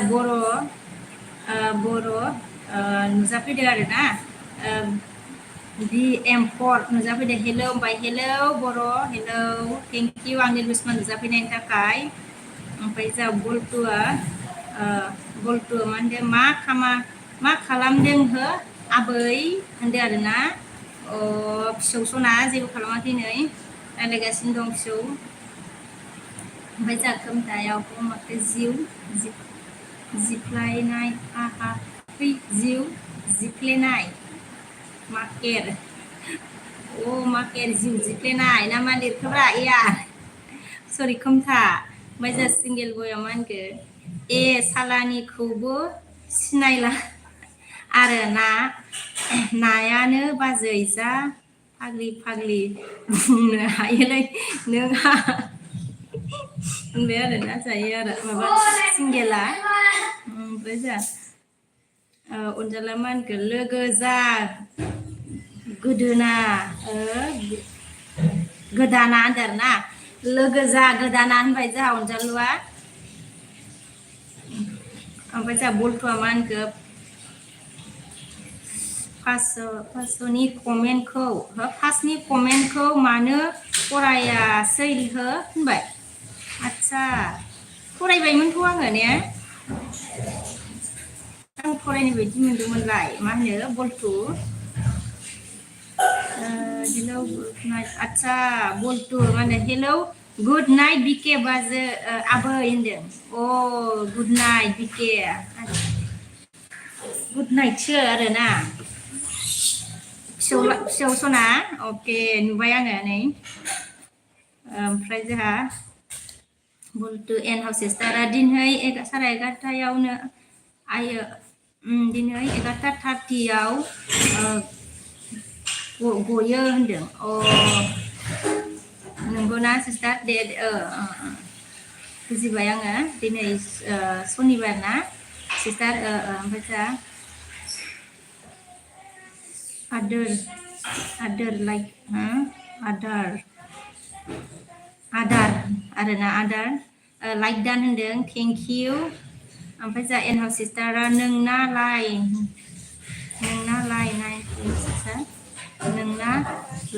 9.6 होनदों आरोना जा सिस्टारा माबा एन हाउस सिस्टारा ओमफ्राय जा बल्थुआ फरायाखैनो होननानै गाबबाय आइया फरायबायमोनलाय आङो बल्थु ओमफ्राय जा सिंगेला हा मिनिबाय ओमफ्राय जा आदारा मा होनखो अन होनदों थेंक इउ अन थानायनि थाखाय जा अनजालुआ गाबदोंहाय मा दुखु जादों ओमफ्राय जा बल्थुआ मा होनखो आबै बिके नोंखौ लायनोसै आं दे होनबाय अ फिसौ सना आंखौसो नाहालाय लांसैलाय ओमफ्राय जा बल्थुआ मा होनखो जाखांबाय नामा हो आबै बुरि होनदों आरोना अ फिसौला जाखांथ'वाखै आरोना आबौ सना सङाखैनो आबौ ओमफ्राय जोंहा आदारा मा होनदों अन होनदों थेंक इउ सिंगेल बया दे होमबा ना बिके बाजै बिके आं थांथ'बाय दे नोंहा थाथ'दो दे सिंगेल आगै सना जागोन दे जा अनजालुआ नै नायनानै गाबबाय आदारा मा होनदों हेलौ गुड मर्निं आइ होनबाय गुड मर्निं ओमफ्राय जा एन हाउस सिस्टारा खारलायबाय खोमथाया होनदों जोंहा एन हाउस सिस्टारा बल्थुआ एन हाउसआ आंनि एलबियाव फैलाया होनबाय आरोना ओमफ्राय जा बल्थुआ मा होनखो गाबबाय सिस्टारा गावनि एलबियाव थांनिफ्राय गाबबायनो सिस्टारा थाङो दा मानसिफोरनाव ने नुयो बायनाय नुयो आरो ओमफ्राय जोंहा मिस्टार एयारा मा होनखो अ मार्केट जिउ नागाम नाफाम गेसाव हा मिनिबाय नाफाम ना मा जाखोलाय नाफाम गेसाव हा मिनिदो ओमफ्राय बल्थुआ जोंहा एन हाउस होननानै गाबहरबाय मानो आंखौ सैया हो होननानै गाबहरबायनो इसिबाय ओमफ्राय जोंहा मिस्टारा मा होनदों साबधान होनबाय थेंक इउ मिस्टार एयार ओमफ्राय एन हाउस सिस्टारा जोंहा टाइम मोनबा थांगोन मोनाबा थाङा आं होनदोंना टाइम मोनोबा थाङो मोनाबा थाङानि सिस्टारा माने हिनजावफोरनो टाइमानो थोखाथारा ओमफ्राय जोंहा बिराद खामानि थायोना हिनजावफ्रा ओमफ्राय जोंहा बल्थुआ मा होनखो हेलौ एयार मा उन्दुदों नामा हो होनदों उन्दुदों नामा हो होनबाय आरोना एयारखौ बल्थुआ ओमफ्राय मिस्टार एयारा मा होनखो लाइक दान होनबाय थेंक इउ ओमफ्राय जा अनजालुआ होनबाय ओमफ्राय जा एन हाउस सिस्टारा गुड मर्निं आफा होनदों आरोना ओमफ्राय बल्थुआ मा होनखो जोंहा थगायबाय आंखौ एन हाउसआ होननानै गाबबाय जा अनजालुआ नुबाय ओमफ्राय जा मिस्टारा बल्थु उन्दुदों होनदों ओमफ्राय जा आदारा मा होनखो एलबि मालिकखौ आइ बुङाखै बुङाखै दै होनदों आरोना एलबि मालिकखौ बुङाखै दै होनबाय ओमफ्राय जोंहा मिस्टार एयारा मा होनखो मार्केट हाजो लेम हाजो लेमनाय हा मिनिबायलै जाल्लालै मा हाजो लेमनाय हम मार्केट हाजो लेमनाय जाल्लालै बे एयारजोंबो ओमफ्राय जोंहा अनजालु आगैयानो मा होनखो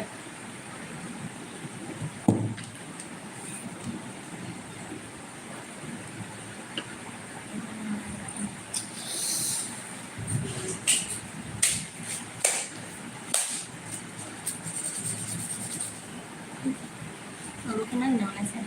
ओमफ्राय जोंहा एन हाउस सिस्टारा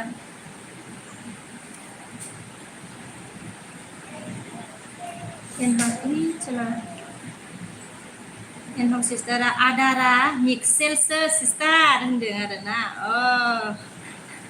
आं मिथिबावाखै आदारा मिक्सेलसो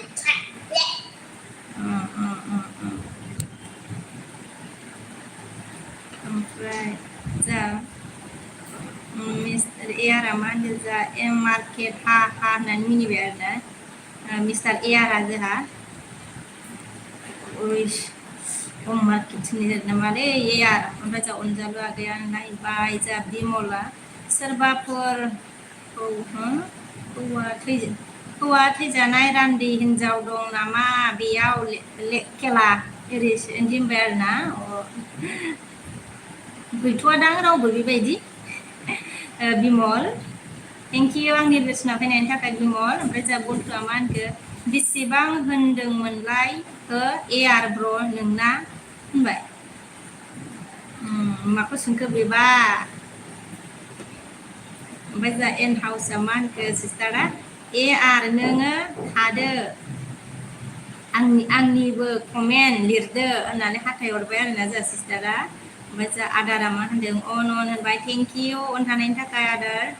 ओमफ्राय जा मिस्टार एयारा मा होनखो बिके नोङो मैया जा मिनिखाबाय नामा होनबाय मिनिदोंथ' आरो नोंनि मिनिनायजोंनो लेखा फोरोंदोंमोन आङो ओमफ्राय लेखा फोरोंनायखौ दोननानैनो नोंनि माबा एलबियाव लाइक होनो र' होननानै हाबबाय ओंखारनोसो रोङासैलै जोबजासिम थाफ्लांबायना जाल्लाखासो माने आङो दासान्दि बारा सोलाबथ'नाय नङा आरोना फिसालानिया 6 थारिखआव एगजाम दंना ओंखायनो एसे ओमफ्राय आं एगजाम बायबाथाय गिदिंबाय थानोसै दसे एलबि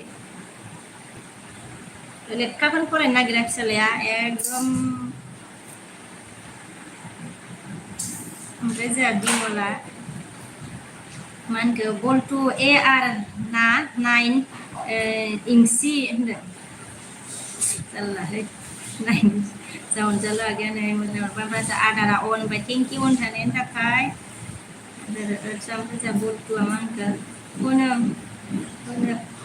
होनो माबा होनदों हनै माबा होनदों जोमाव एयार ब्र होनदों आरोना ओमफ्राय जों मिस्टार एयारा मा होनखो बिमल होनबाय आदारा अन होनबाय ओमफ्राय जों आदारा अन होनबाय थेंक इउ थानायनि थाखाय ओमफ्राय जों बल्टुआ मा होनखो अखा हायाखै नामा हो जोमाव होनदों आरोना ओमफ्राय जों बिमला आरनि एलबियाव सिख्लानि नाम लाना थांलाय बल्टु नाम्बार हरनाया जालायथारो बाला होनबाय आरोना जाल्लाखासो ओमफ्राय जोंहा अनजालु आगैयानो नायबाय डिउटियाव थानायानो आगैया ओमफ्राय जोंहा सुपारा गुड मर्निं नानि होनदों good morning super thank you गोजोननाय थाबाय आंनि दर्शनाव फैनायनि थाखाय जा बल्टुआ मा होनखो नोंगौ नामा हो बिमल होनबाय आरोना ओमफ्राय जोंहा मिस्टार एयारा मा होनखो जोमाव पापि होनबाय आरोना ओमफ्राय जोंहा बल्टुआ र' आं दाहाय थांगोन होनदों आरोना ओमफ्राय जोंहा सुपारा लाइक लडिं दे आच्छा लाइक लडिं दे नानि आंहा सम आच्छा लाइक लडिं होनदों ना आंहा सम गैया दा दे होनदों थेंक इउ लाइक होनो फैनायनि थाखाय आरोना लाइक होनायनि थाखाय थेंक इउ बाय या मुथुलानि लानानै थांलाय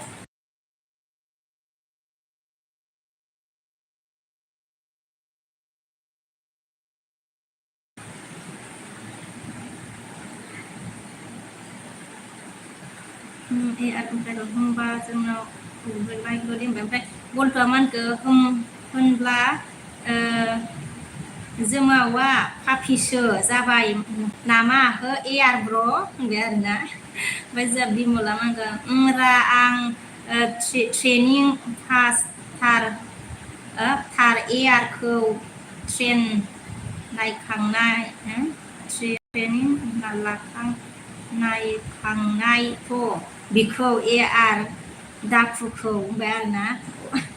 जारलाय ओमफ्राय जों बुलटा मोनगोन दे आर ब्र गोथार ओरैनोसै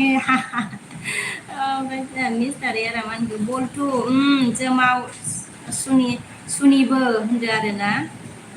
जोमावा सुनिबो होनबाय ओमफ्राय जोंहा अनजालुआ नायबाय आगैया ओमफ्राय जोंहा बिमला आर आंजों फुजा फैदोरा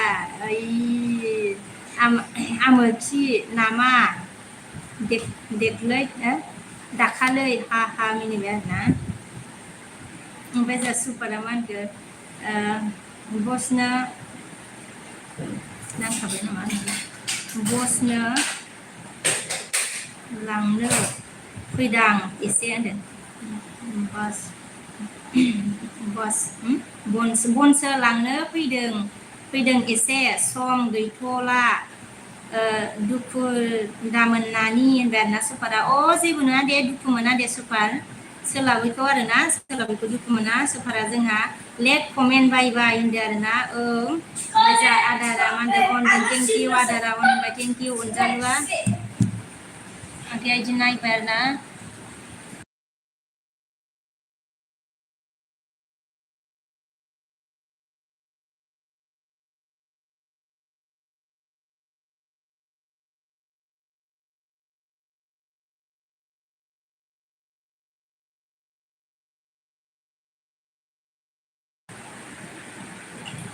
ओमफ्राय जोंहा आर अफिसियेला साबधान हाथाइखौ बिराद फसायबाय अलेबा होनदों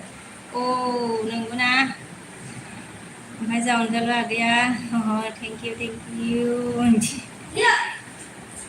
बेखौ नङा बैखौसो नांगौ मोनसेखौसो सास गैयाबाबो लाबो आंनो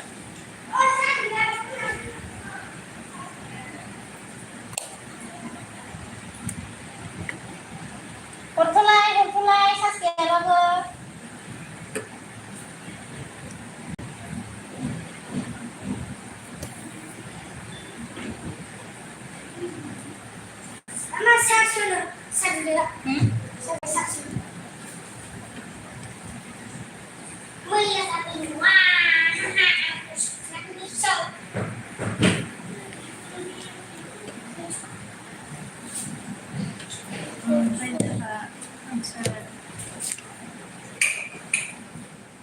आरा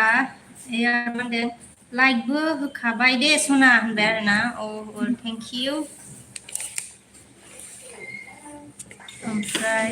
बिमला मा होनखो एमबि गैलालै आदसा आंहा दा एलबि होनो नांगौ एमबिया आंना हारसिंनो गंथाम अन दोनना लागोन रावबो फैखाया बिकेयाथ' आदसा जोमावनावबो फैया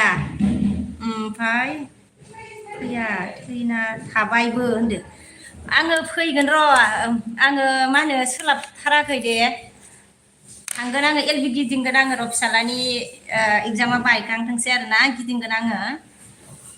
गिदिंनो सायाखायाखै आरो आं ना बिमल गाज्रि मोननो नाङा आरोना आं थांगोन र' ओमफ्राय एगजाम बायबा ओमफ्राय जोंहा बल्ट'आ मा होनगो जोमावा खारबाय नोंजों बखि जानानै आर ब्र' होनबाय जोंहा बिमला इदि नायबाय नै बिमला नै ओमफ्राय जोंहा बल्टुआ मा होनखो गामसा गानहोनो थोनलाय जोमाव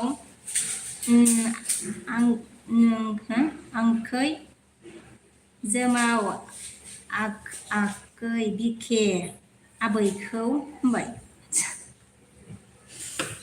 बिखे आबैखौ जारलालै बुलथु ओमफ्राय जोंहा बुलथुआ इदि नायबाय ओमफ्राय आरा मा होनखो गोलोमजोब्बाय ओमफ्राय जोंहा आरा जोमाव पापिया बोथोर जासिगोन बारा बावला होनदो आरोना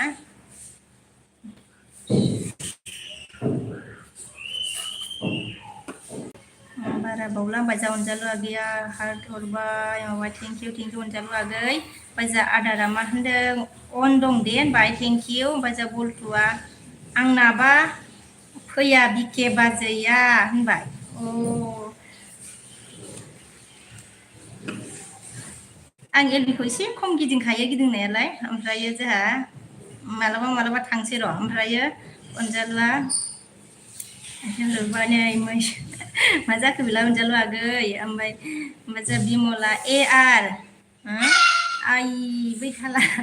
बैथाला ना बैथालिलै खेला होनबाय ओमफ्राय जों बल्टुआ मा होनखो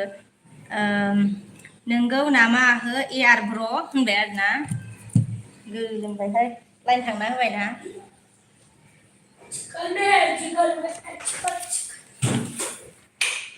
फैबाय माथो आदसा नोंसो बन्द खालामदों होनबा आंना गोलोमफ्रुजोब्बाय आंहा ओमफ्राय जोंबाय आदसा नोंसो होनबा बन्द खालामग्राया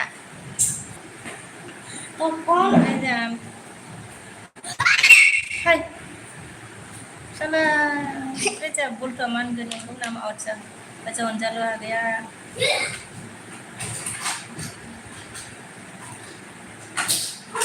जाबाय मोसानायनिफ्राय बिदि नायबाय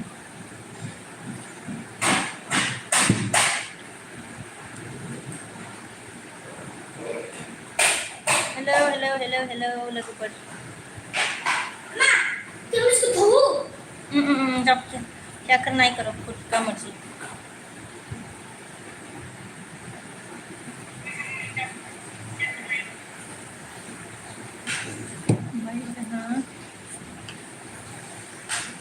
बल्टुआ मा होनदों जोंहा आं थांथ'बाय दे आबै बिके अखा खोरोमदों आं गिबाय होनबाय आयौ अखा खोरोमनायखौनो गियो सोरबा बल्टु दे आफा माबा आबौ सना जागोन दे न' सिङाव दरफांनानै था होमबालाय बल्टु आबौ सना न' सिङाव दरफांनानै था दे अखा खोरोमदोंबा ओरैनो गिदोंबा दरखौ मोजां फाहाम जाहाथे मा होनो खोरोमनाया न' सिङाव हाबिनि बल्टु ओमफ्राय जोंहा खैसार फैदो आरोना लाइक दानबाय थेंक इउ लाइक होनायनि थाखाय खैसार ओमफ्राय जोंहा खैसारा मा होनदों दुद्रुनाय अटसा दुद्रुनाय होनबाय अमितआ मा होनदों जोंहा ओइ बाजै होनदों आरोना ओइ अमित देबारजि ओमफ्राय जोंहा खैसार साब खालामबाय दे होनदों आरोना अ दे ओमफ्राय जा अनजालु आगैया मा होनबावनो सानबाय नामा आब' मा होनबावनो सानबाय नामा आब' सना फरायजाया मायाबो आब' हा मिनिबाय जेबो नङा आगै ओमफ्राय जोंहा खैसारा मा होनखो आंबो गियो बाजै अखा खोरोमनायखौ होनबाय आयौ जारलाहाय हाबनानै थाजोबदोलाय न' सिङाव मोजां सिंखै गारला आरिदो ओमफ्रायो गोजौआव एसे मा होनो गुदुं दंबाथाय जिफोरजों पर्दाजों होथेला बायदो न' सिङाव हाबिनि ओमफ्राय जोंहा आदारा बाय होनदो आरोना दे बाय ओमफ्राय जोंहा अनजालुआ हेलौ खैसार आंखौबो सादो दे खैसारजों ब्र' होनबाय अनजालुआ गैया ओमफ्राय जोंहा खैसारा लागाव होनबाय आरोना खैसारा हेलौ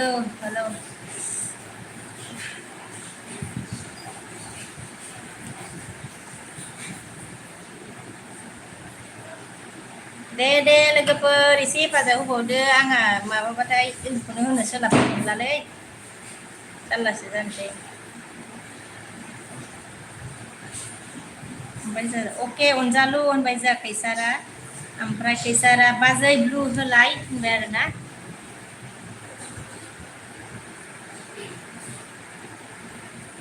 ब्लु होबाय आं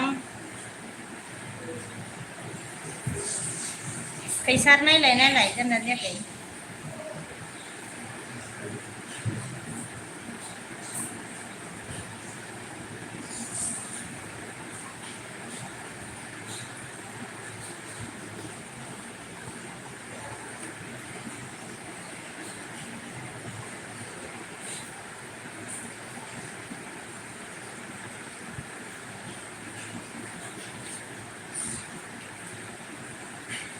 baik kaisar mana oke अच्छा मैदान बर' अच्छा oke अनजालु होबाय काइसारा बाजै ब्लु होबाय आङो जा उइन्टार मोनफैदों आरो नै उइन्टार थेंक इउ उइन्टार आंनि बेसेन में लाइक डन डीडीजी बोला थैंक यू मेरे बेस्ट में आने के लिए विंटर थैंक यू लाइक देने के लिए मैदान मैदाना जा हाय होनबाय हाय ओमफ्राय जा मैदाना गुड मर्निं होनदों गुड मर्निं मैदान ओमफ्राय जा काइसारा मा होनबाय अके थैंक यू होनबाय आरोना जा अमिदा मय दा साका होनबाय आरोना अमित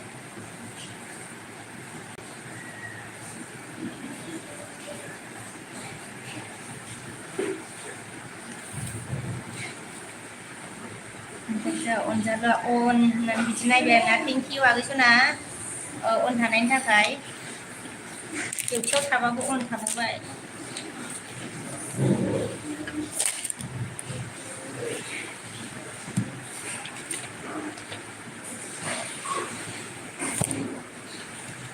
उम्मीद ने क्या बोला खाना खाया क्या बोला खाना नहीं खाया उम्मीद मॉर्निंग में साई बिस्कुट खाई थी ओमफ्राय जा अनजालु आगैया आबौलै होननानै आब'लै होननानै गाबहरबाय आरोना आगैया मा दुखु जाखो आगै ओमफ्राय जा उइन्टारा अन होनबाय थेंक इउ अन रखने के लिए उइन्टार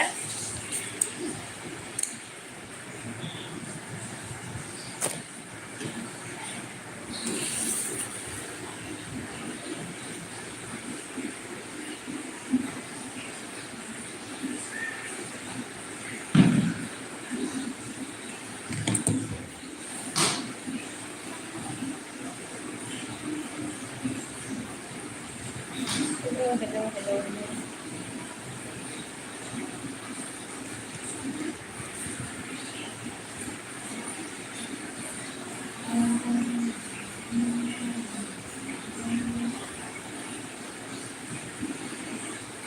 उइन्टार ऑन बोला थैंक यू ऑन रखने के लिए थैंक यू वेरी मच काइसारा माने अनजालि साबदान होनबाय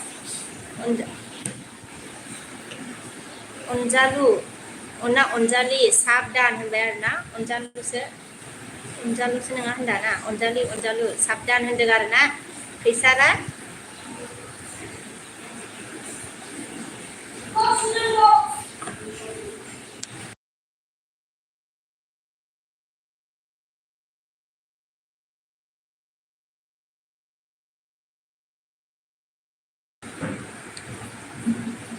ओमफ्राय जोंहा अनजालुआ मा होनदों जोंहा कमेन्ट फैथ'वाखै र' दानो खालामगोन आं होनदों आरोना कमेन्ट थांथ'वाखैनो ओमफ्राय खालामगोननो आरो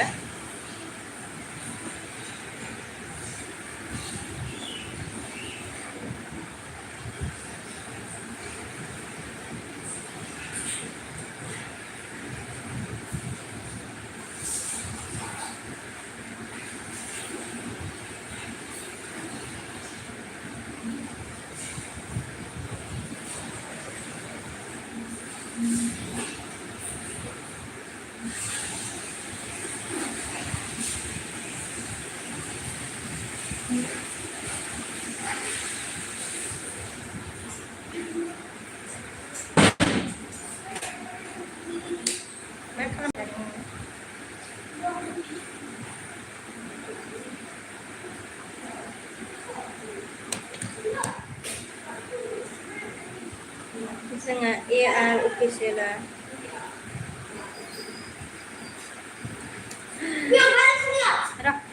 AR माने जा खैथायाव दोनगोन LB खौलाय हो थाम्फै दुद्रुनाय होनबाय र' दसे थाबावनोसै नामा खैथायाव होनायमोन नोंलाय 7 10টা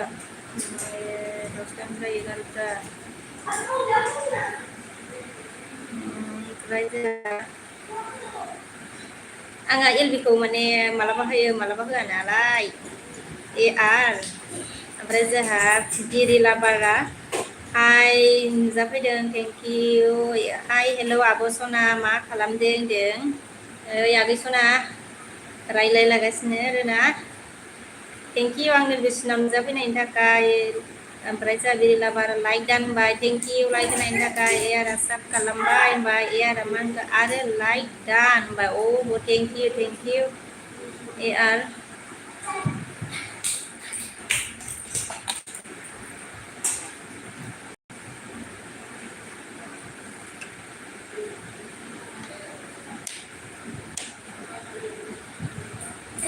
बेलासियावबाथाय नेटआनो जोबफैजोबो ना एलबि होनाया थिगा जाया माबा गल गल गिदिंलाबायनाय मालाबायनाय नै दा माबाथाय लासिगोन फिसालायाबो मबाइलखौ ओमफ्राय नेटआ वाइफाइ होनायावनो जोबजोबलाङो आरोना थानो नागिरा ओमफ्राय जोंहा अनजालुआ आब' कमेन्ट फैयाखै ब्लु होलाय आंनोबो होनबाय आरोना अ र' आगै र'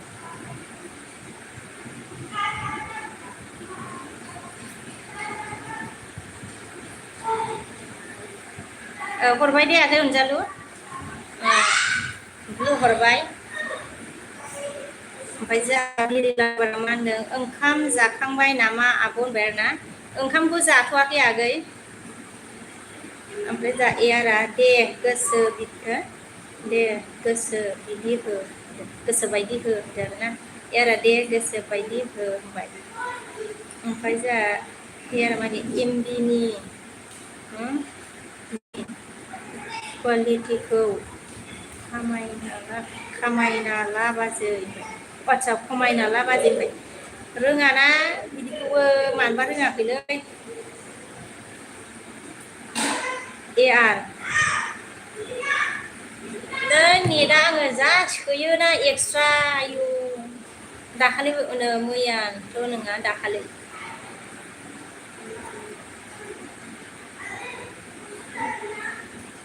ओमफ्राय Kamleshwar thank you Kamleshwar hello बोला हेलो मेरे लिस्ट में आने के लिए थैंक यू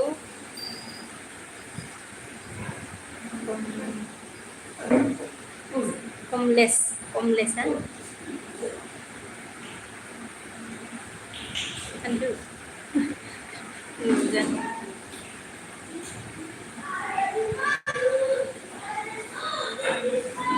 बिरिला बारा हा मिनिबाय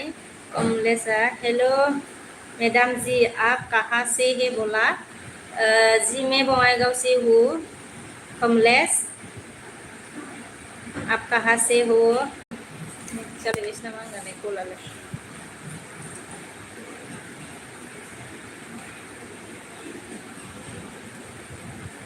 ओमफ्राय एआरआ मा होनखो र' आं भिडिअ लाबोगोन होनदों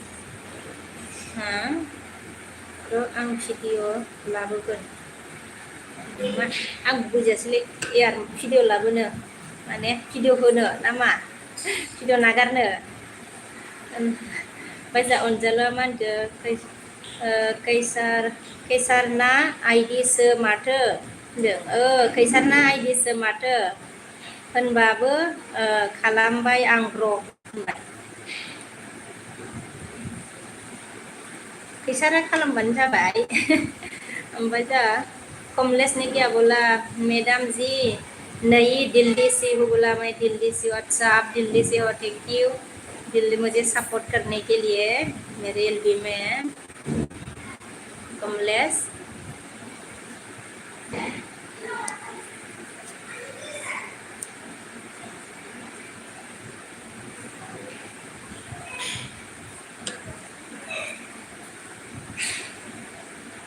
ओमफ्राय जा एमबि बासायनायनि भिडिअ आच्छा लाबोगोन होनदों अ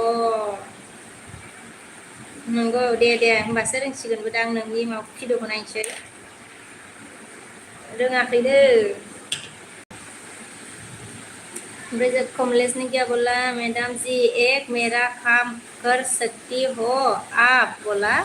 अच्छा कैसा काम है बोलो। अगर कर सकती हो तो मैं करूँगी, अगर नहीं कर सकती तो क्या करूँ, है ना?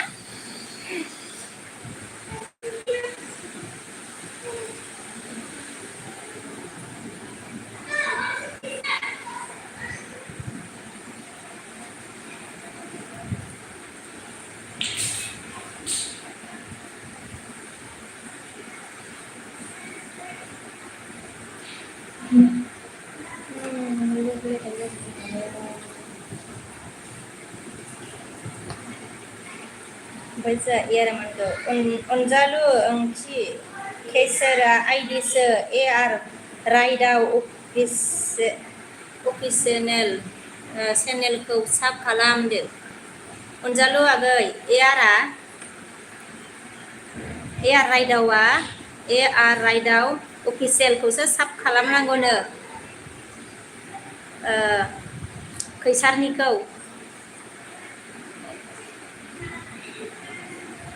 Angkana makatai onjal agai.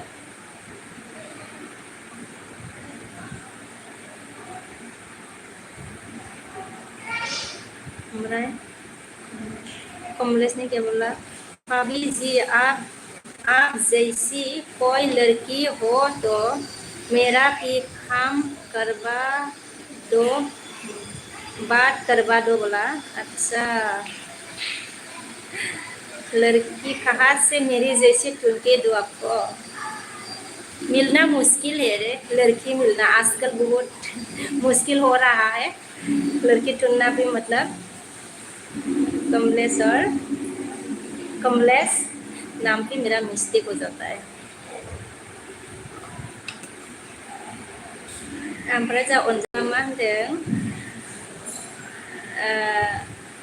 दे होमबा बेखौ दांफिनना AR जोंबो खालामदो ब्र अन्नानै प्लिज ब्र होनबाय आरोना। AR जोंबो खालामफिनबाय नोंखौ AR आंखौ ना माखो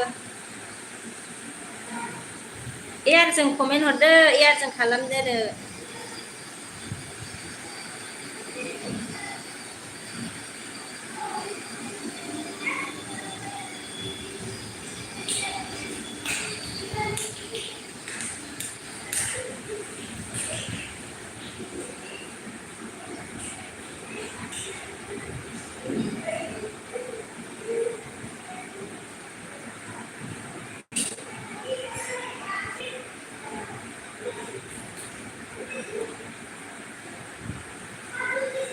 ओमफ्राय जा मिस्टार AR राइडाव ओइ AR मेसेजखौलाय मानो डिलिट खालामलायखो नोंलाय? मिस्टेकबा हरजायाब्रा AR आं सिरि थागोन ना फरायाना। ओमफ्राय जा अनजाला AR खौ खालामबाय आं ब्र होनबाय। AR खौ खालामबायनो AR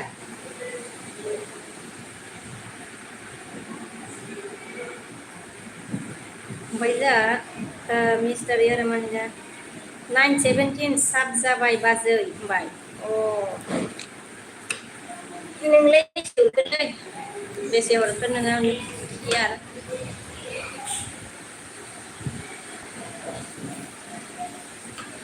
ओमफ्राय जोंहा मिस्टार AR राइदाव मा होनजा थेंक इउ अनजालु होनबाय आरोना।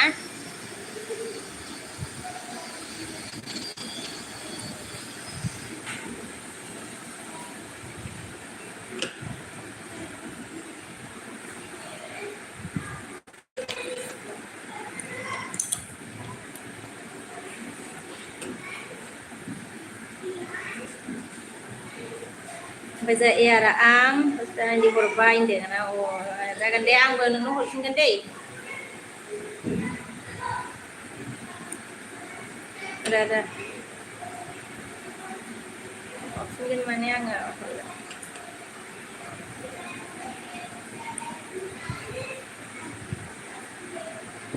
ओमफ्राय नोंनि माबाजों मा होनो मेन चेनेलजों कमेन्ट हरलाय AR मोनसे।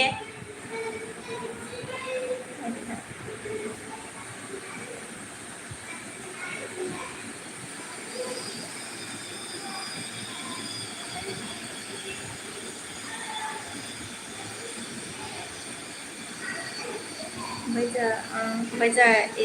मिस्टार एयारा मा होनगोन जा हरबाबो हराबाबो जेबो नङा नोंनि गोसो होनबाय है हरगोन आङो माने हेफाजाब होनायखौ हेफाजाब होफिननांगौ आरोना मा जानोखि आरोना हरनायनि आं बिदि सानो आरो हरनायनिथ' जेबो जायाना अके होनबाय आरोना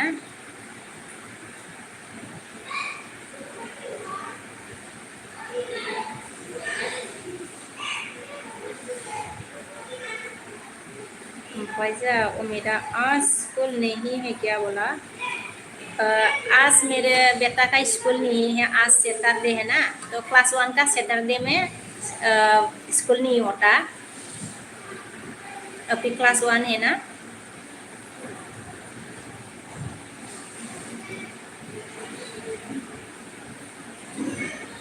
ओमफ्राय जा अनजालुआ मा होनखो और एआर अफिसियेलखौसो खालामदों आं र' मिस्टारालाय सोर बुजियासै आं होनबाय बे एआरानो बिनिया एआर अफिसियेलानो आरोना खालामबायबा जाबाय बिनिया जाबाय खोमा आरोना एआरानो मोनना AR Raidao official hello friends होनबाय नै अन होनबाय र' आंनिखौ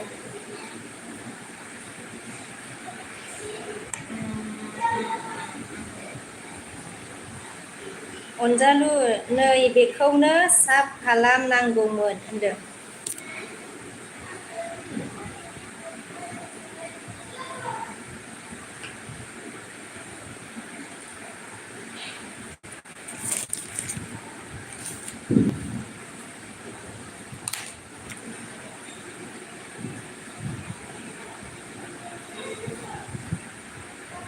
नै एआरा मासो ओमफ्राय र' एआरनिखौ खालामहरखानोसै आङो मोनसे खालामग्रोनोसै र' ओमफ्राय जा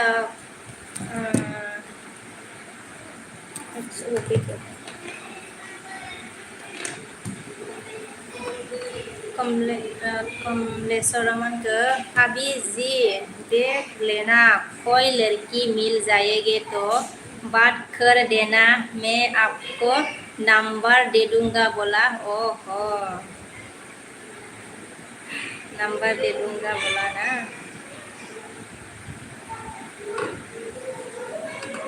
लड़की मिलना मुश्किल है कमलेश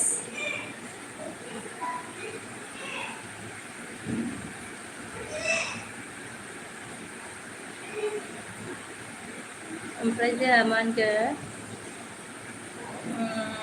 साइखं ना हेलौ मा खबर आब' होनबाय आरोना साइखं हेलौ मा खबर आब' होनदों मोजां आगै खबरा ओमफ्राय नोंनिया माबायदि थेंक इउ आंनि एलबेसनाव नुजाफैनायनि थाखाय साइखं आगै ओमफ्राय लाइक जादोंबा लाइक होदो ओमफ्राय आं गोदान बायदि मोनदों आरोना साइखं आगै ओमफ्रायो जयेन जानोबा जयेन जादो आरोना जयेन जानो हागोन आगै ओमफ्राय जा उमेदा क्या बनाया है बोला मतलब क्या बनाया है कुछ नहीं बनाया मतलब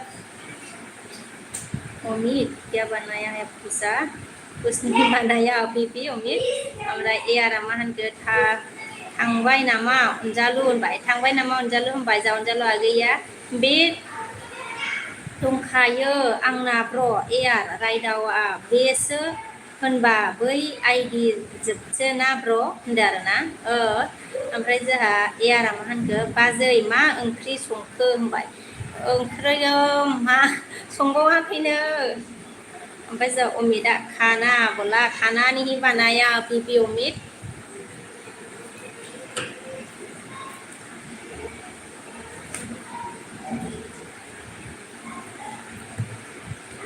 उम्मीद नों सोना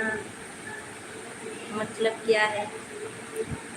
उम्मीद ने क्या पूछा नों आंनि सोना मतलब क्या है बोला नों आंनि सोना सोना मतलब सोना ही होता होगा ना सोना ही बोलता होगा ना आप मेरी सोना है आप मेरी सोना है मतलब सोना को क्या बोलते हैं सोना ही बोलता है ना आप मेरी सोना है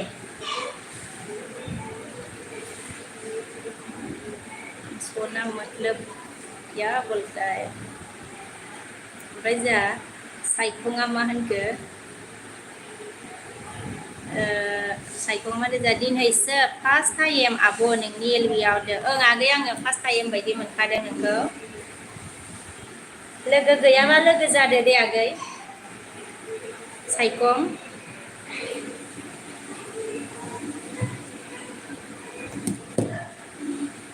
ओमफ्राय जा अनजालुआ मा होनदों होमबा आइडिखौ दानफिनना ब्र' हा दानफिनना ब्र'ना दाननो नाङा ब्र' खिन्थालाय होनदों दानफिननो ना दानफिनानो ए आर खिन्थाहरलाय आइडिखौ दानफिननो ना दानफिना अनजालु आगैया सोंहरदों आरो ना ओमफ्राय जा अमितआ सनाखौ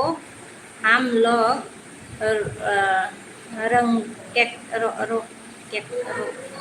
रॉकेट बोलते हैं बोला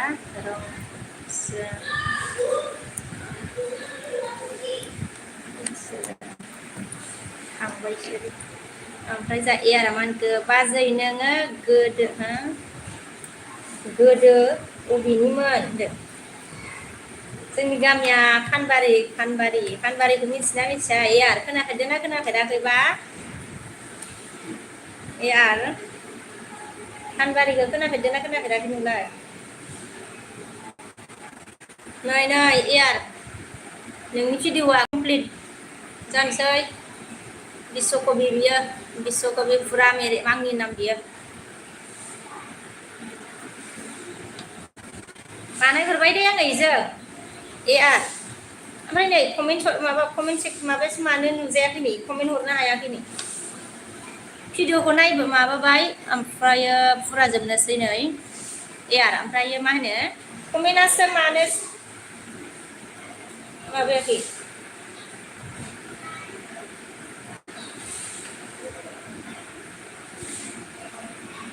र' बेलेग भिडिअआव माबानोसै आङो भिडिअआथ' बेयो जोब्बाय फुरा नायबाय बेखौ आङो ओमफ्राय जा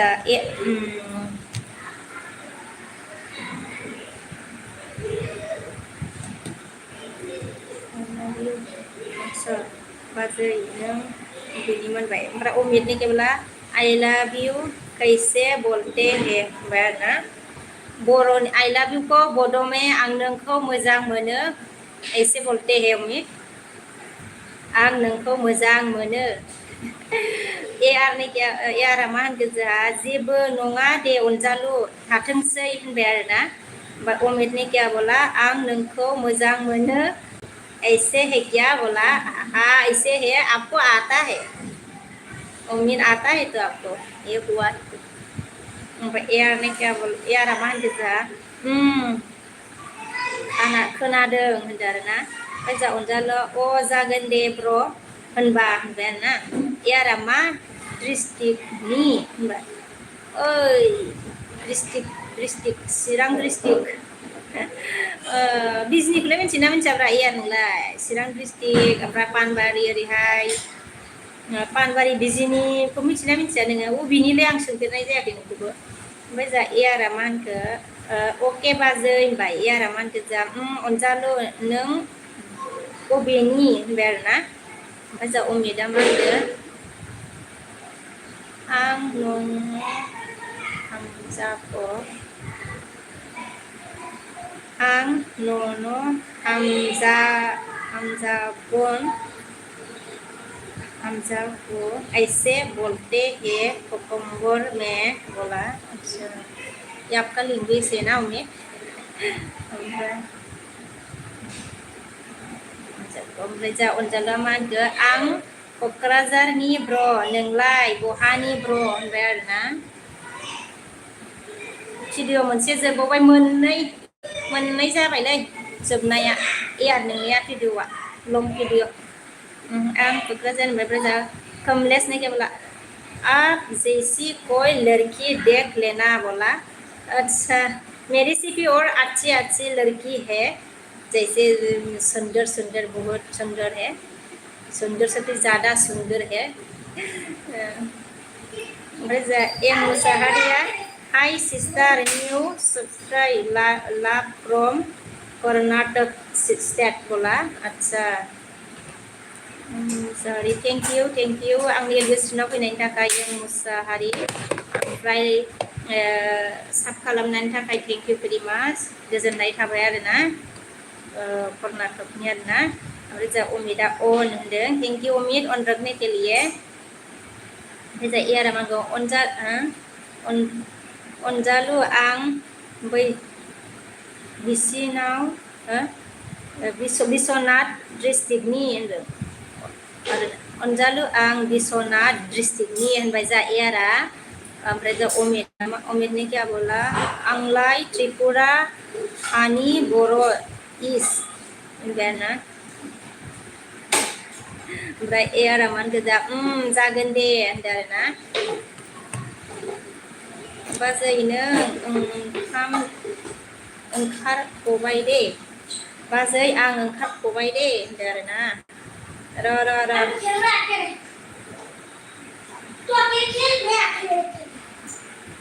मा कमेन्टआनो जायासै लोगो आङो 20जों साब मोनसे खालामबायमोन नै आं खिथाहरखाबाय दे माबायावनो कमेन्टआसो मानो थाङाखै मानो बिदि जेनेबा र' मानो बिदि जादोंथाय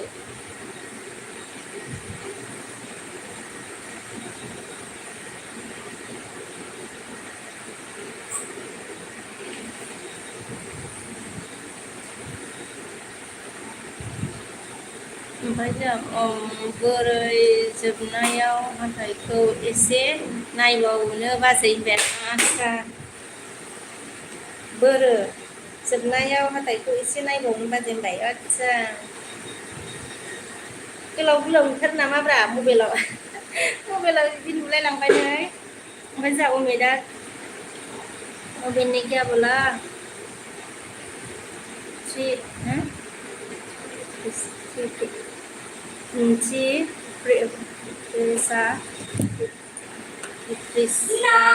क्लास बड'सा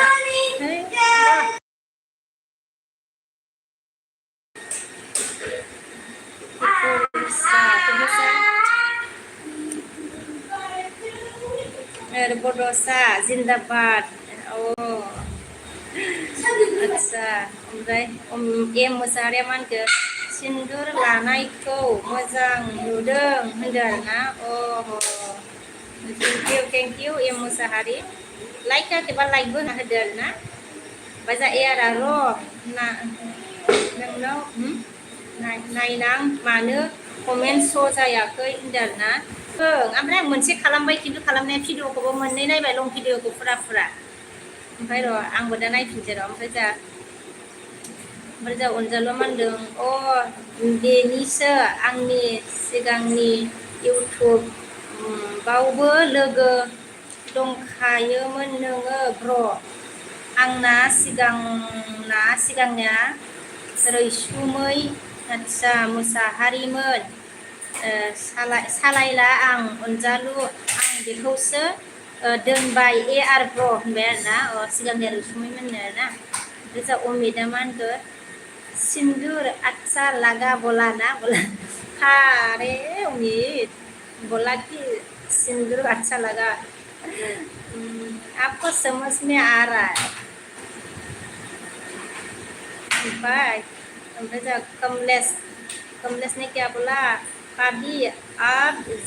जवाब नहीं दे मेरा बोला आप जवाब नहीं दे मेरा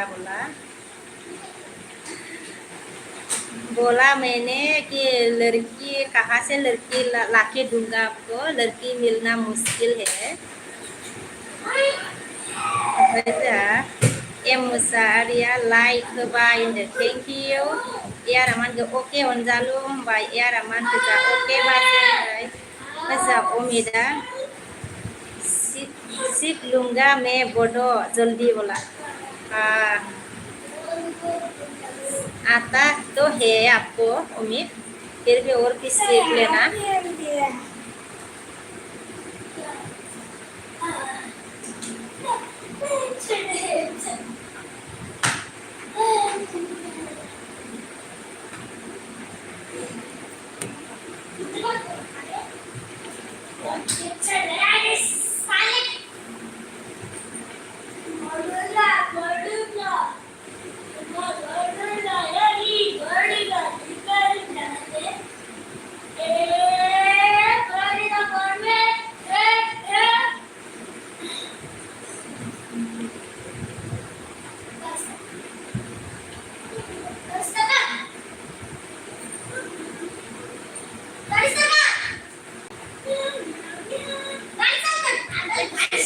बाबा अब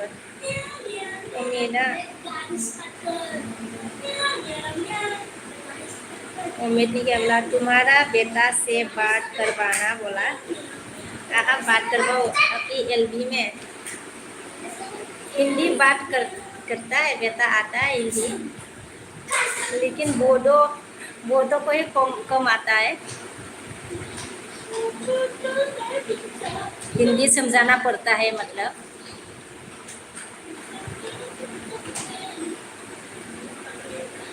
एयार ने मान के बाय बाय बेना बाय बाय एयार आं माबागोन दे एयार दे आङो मोनसे हरखाबाय ओमफ्राय मोननै भिडिअ नोंनि नायबाय आरोना बेजों ओमफ्राय कमेन्टसो थाङाखै दे एयार ओमफ्राय दा आङो ट्राइ खालामबावगोन र' ओमफ्राय जा अमिते बोरमाया हा बोला ओमफ्राय अमिता अपी करवाना बोला अपी एलबी में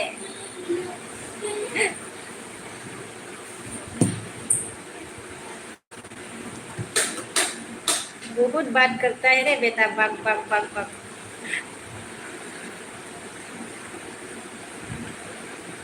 जी हाँ बोला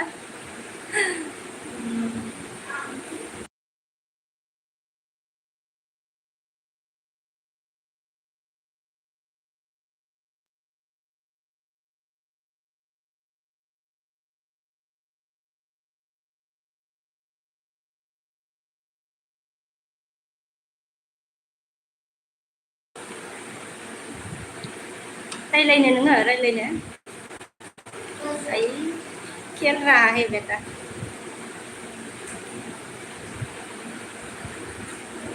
बाबा माबा होलाय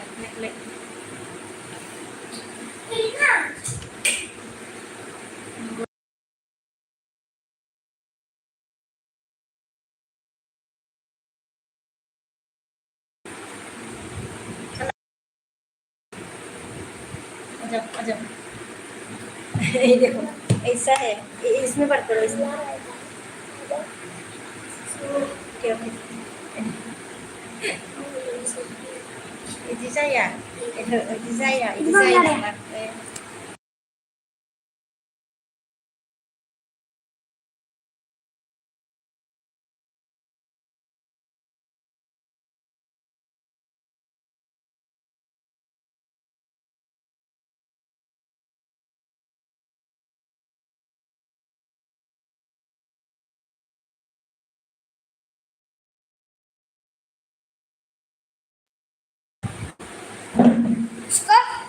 Iska manis dia. ये Sampai Omega oke bola. ये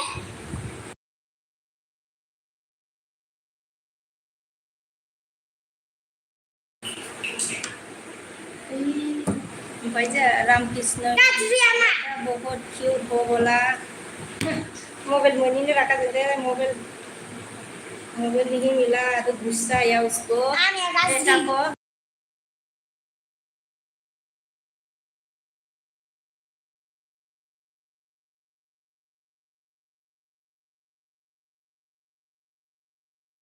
Coba, ini थाना ना रामकृष्ण वो बेटा बहुत क्यूट हो बोला थैंक यू मेरा मन कर प्रियन कैसे हो बोला प्रियन चला गया मोबाइल मांग रहा था लेकिन मोबाइल नहीं देने से गुस्सा आ रहा है उसको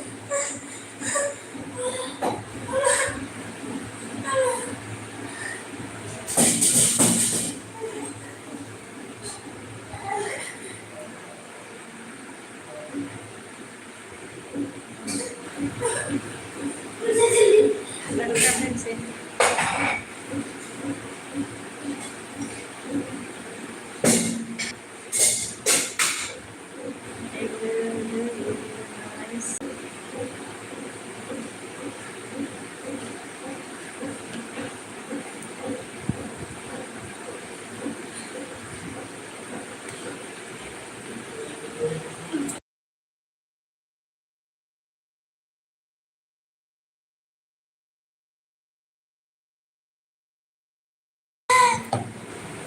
itu nih yang masak makan suapin yang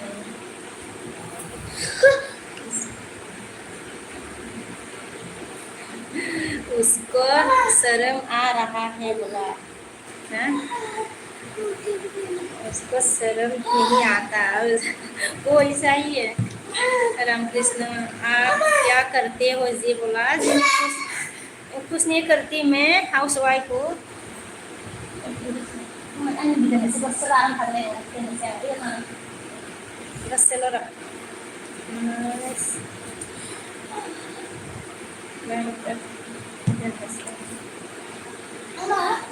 Terus feeling tuh ada. क्या फीलिंग आ रहा है Tunggu lah. क्या बोल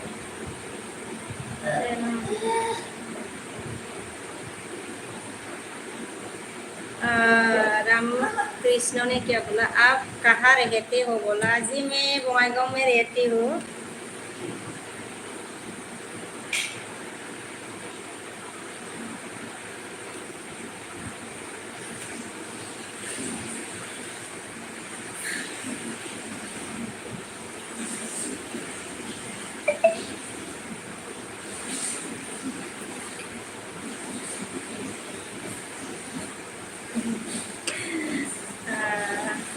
उम्मीद ने क्या बोला हमारा घर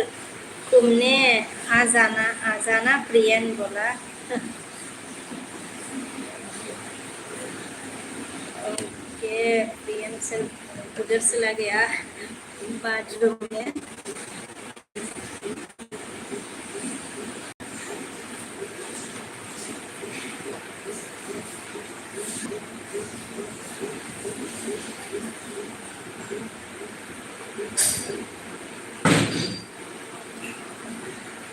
Thật vậy luôn không bây giờ đời mà luôn rồi nè hello ba chơi đường hello đời mà luôn cười Ada feeling tuh ada. Udah feeling ada. Lơ Ramkrishna हम rồi rồi हम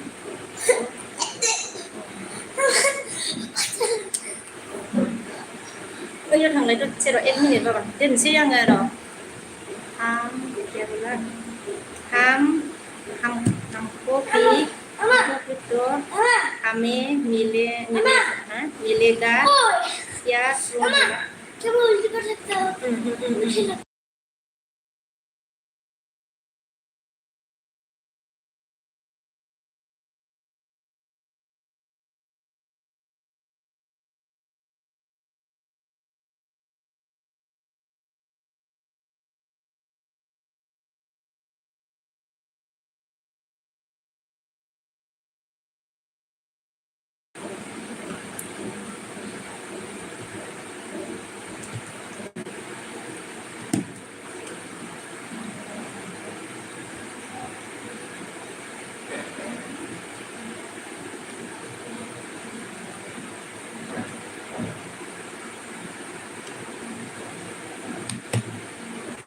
क्या बोल रहा था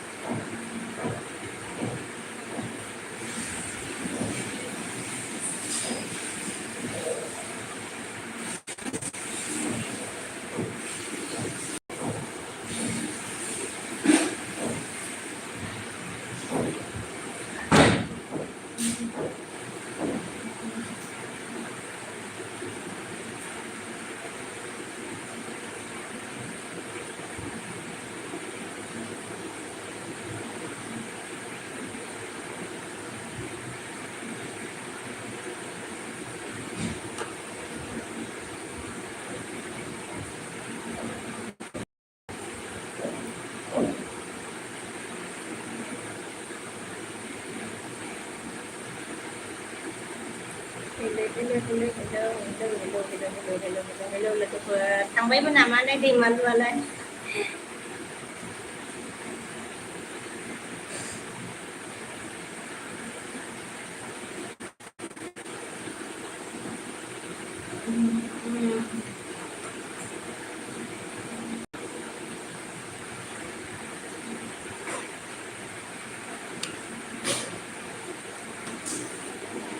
Đây kia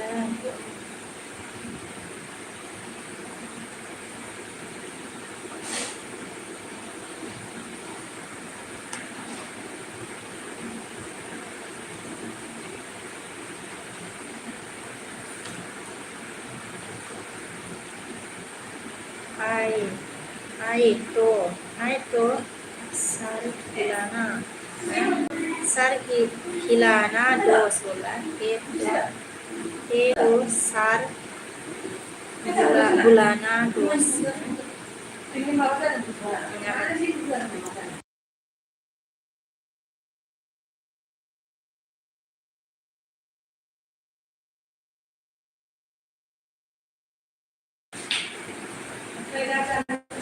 so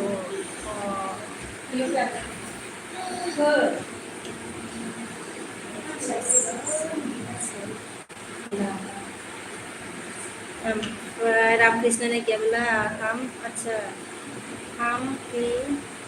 क्या तो हमें मिलेगा क्या अब हम हम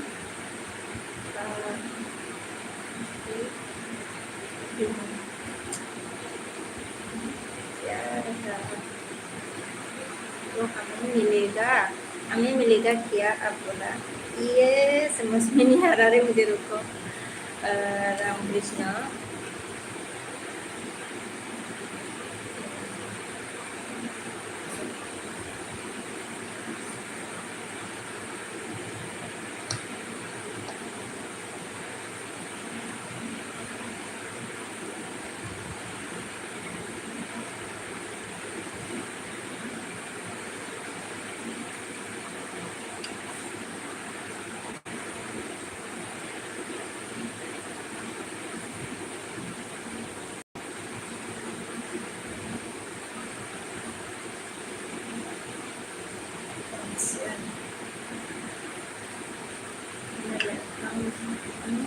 आई अच्छा हम भी आएंगे अच्छा आएंगे तो हमें मिलेगा क्या आप अच्छा समझ में आ गया मिलेंगे कैसे समझ में आया क्या बोला हाँ समझ में आया हमें समझ में आया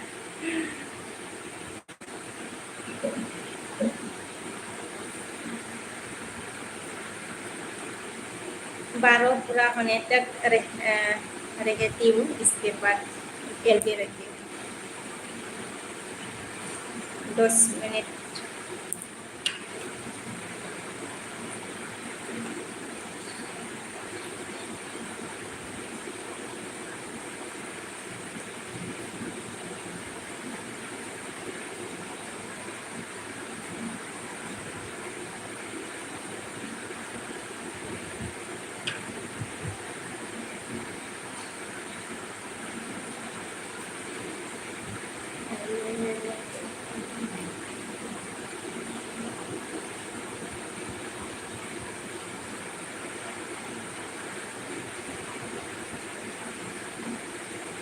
मैंने लाइक किया देखा क्या बोला हाँ देख लिया आपने दिया है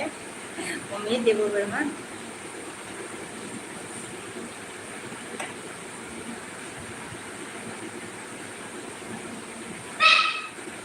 अरे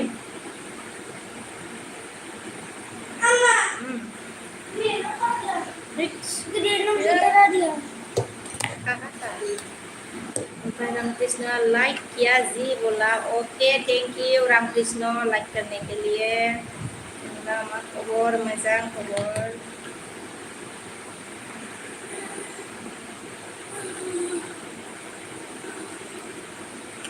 मनिराम मा गामि अच्छा गामि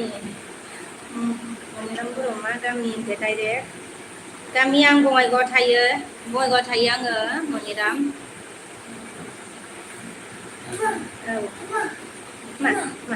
आं दै लोंनो नामा एसे इले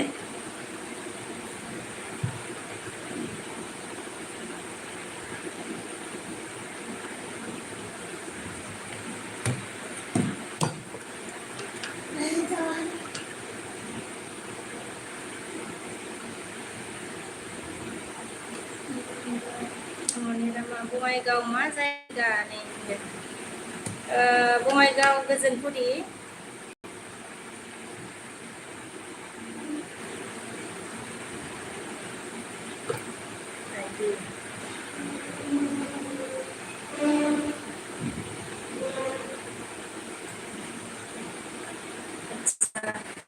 Omid dia bola magami means मतलब गाँव का जगह का नाम क्या है पूछ रहा है मैंने बोला कि गजनपुरी बङाइगाव गजनपुरी मनिरामखौ बङाइगाव गजनपुरी आरोना मनिरामा आदा अमितखौ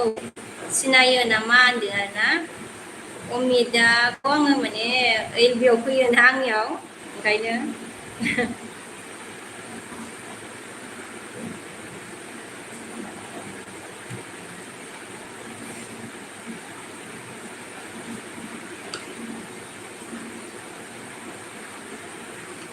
एकदम अमित ने क्या बोला गामी को हम लोग खानी बोलते हैं थोड़ा थोड़ा लिख के सीखना पड़ेगा मुझे भी आपका जो लैंग्वेज है उसको मनिराम निजु को सिनायो नामा होनदों आरोना निजु आङो सिनायनाय नङादां मनिराम सिनायनाय नङादां आङो बङाइगावनि नामा निजुआ मनिराम ओमफ्राय अमितआ मनिराम ने पूछा अमित को पहचानते हो क्या ऐसा है ना बोला हाँ अमित पूछा जैसे आपने लिखा जैसा आपने सुना ऐसा ही पूछा है मनिरामा अ होनदों आरोना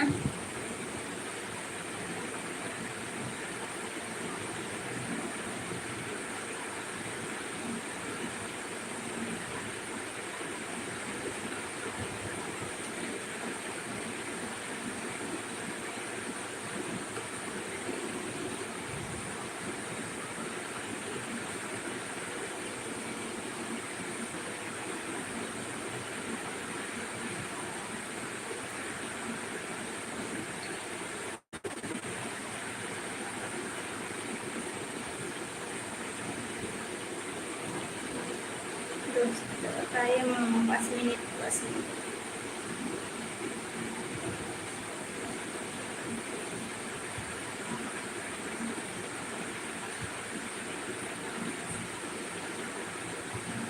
अमित ने क्या बोला और आपने और आपने बोला एलबी में मिला है बोल के हाँ हाँ मैंने सब बोला है आपको तो सब समझ में आता है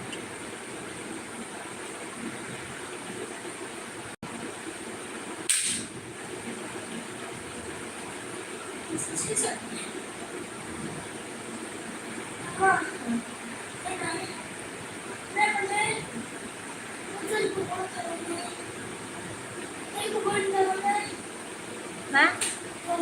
Hah? Tidak mau kok? Tidak. Masuk. Hah? Masuk nanggu.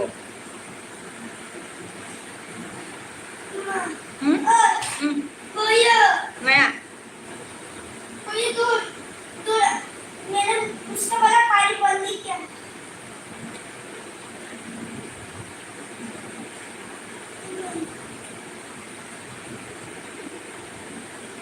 Gol.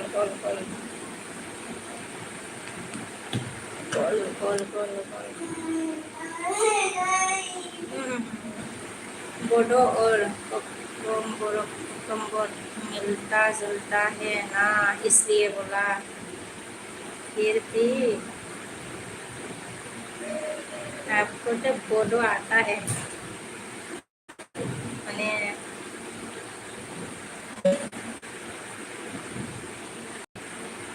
2 minutes 10 minutes क्यों पढ़ाई नहीं किया ना तूने तो इसलिए उठ रहे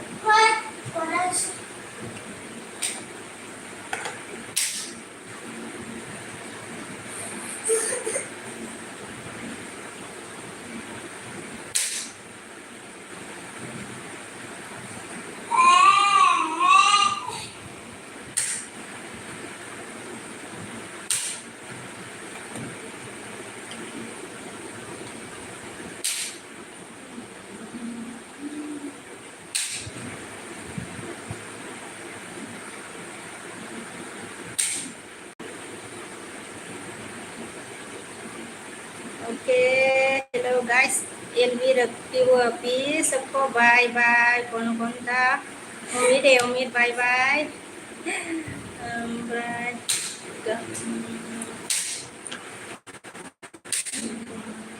आएगा तो क्या खिलाइएगा बोलो बोलो घूमने आएगा तो क्या खिलाइएगा बोलो बोला जो हम खाते हैं घर में इसको ही खिलाऊंगी नॉर्मल हो जाएगा ना उम्मीद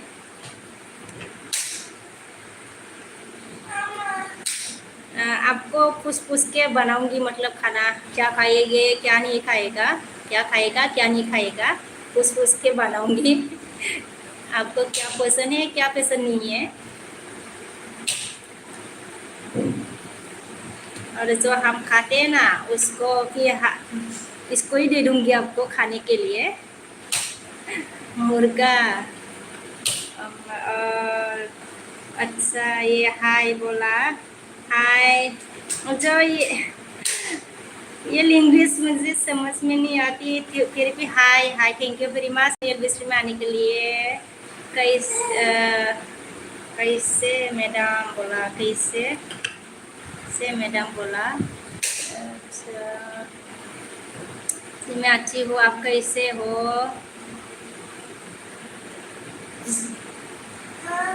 जो आपका ये नाम है ना इसको इंग्लिश में लिख के नहीं दे सकती इंग्लिश में लिखो तो समझ में आ जाएगी मनोरमा सुकू सुकू सुकू सुकू नहीं मेरा हाँ सुकू सुकू सुकू सुकू नहीं मेरा मनोरमा ने अच्छा ये क्या बोलूँ उसका नाम तो मुझे पहचानने में दिक्कत हो रहा है थैंक यू मिलिल बिस में आने के लिए दिल से लेकिन उम्मीद ये बांग्ला से है सेंदा केंदा सेंदा अच्छा मनोरमाया के खारदा की खारदा ओ मनोरमा थैंक यू मेरे बीच में आने के लिए ये मेरा यू डोंट नो इंग्लिश बोला I don't know English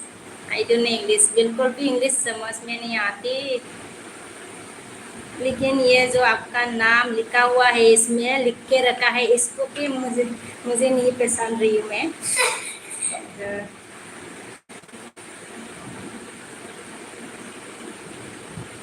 okay बोला लेकिन थैंक यू मेरी एलबी स्ट्रीम में आने के लिए लाइक करो चैनल में नया है तो ज्वाइन करो मेरे को भी मनोरमाया रामरो सो अच्छा रामरो सो बोला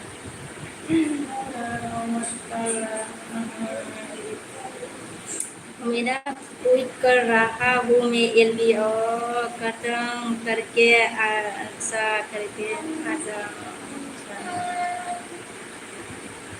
एलबी खत्म होने के बाद शुरू खाना बना के खाना पका खाऊंगी ओके बाय हेलो गाइस अभी एलबी रखना पड़ेगा टाइम बहुत हो गया खाना भी बनाना है बना के खाना है सबको बाय बाय कौन कौन था मेरी एलबी में सबको दिल से बाय बाय बाय बाय बाय सबको कुछ काम करती हूँ मैं ये इसमें ब्लू दिया है ना तो इसको लेती हूँ मैं सब चला गया है सब ब्लू को ब्लू दिया है इसको रिटर्न लेती हूँ मैं ये ले लिया एक का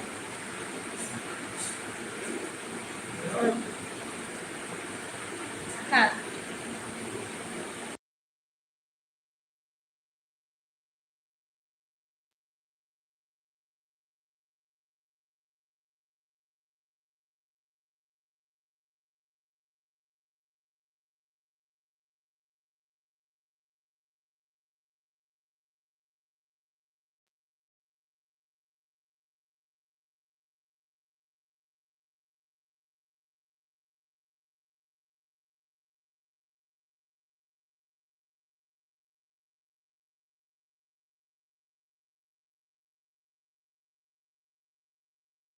पता नहीं कोई आया था मालिक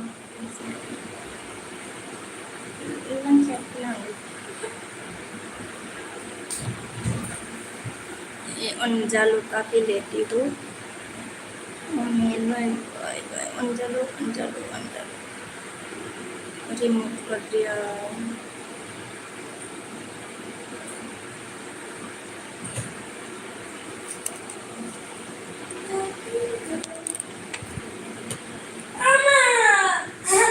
करो करो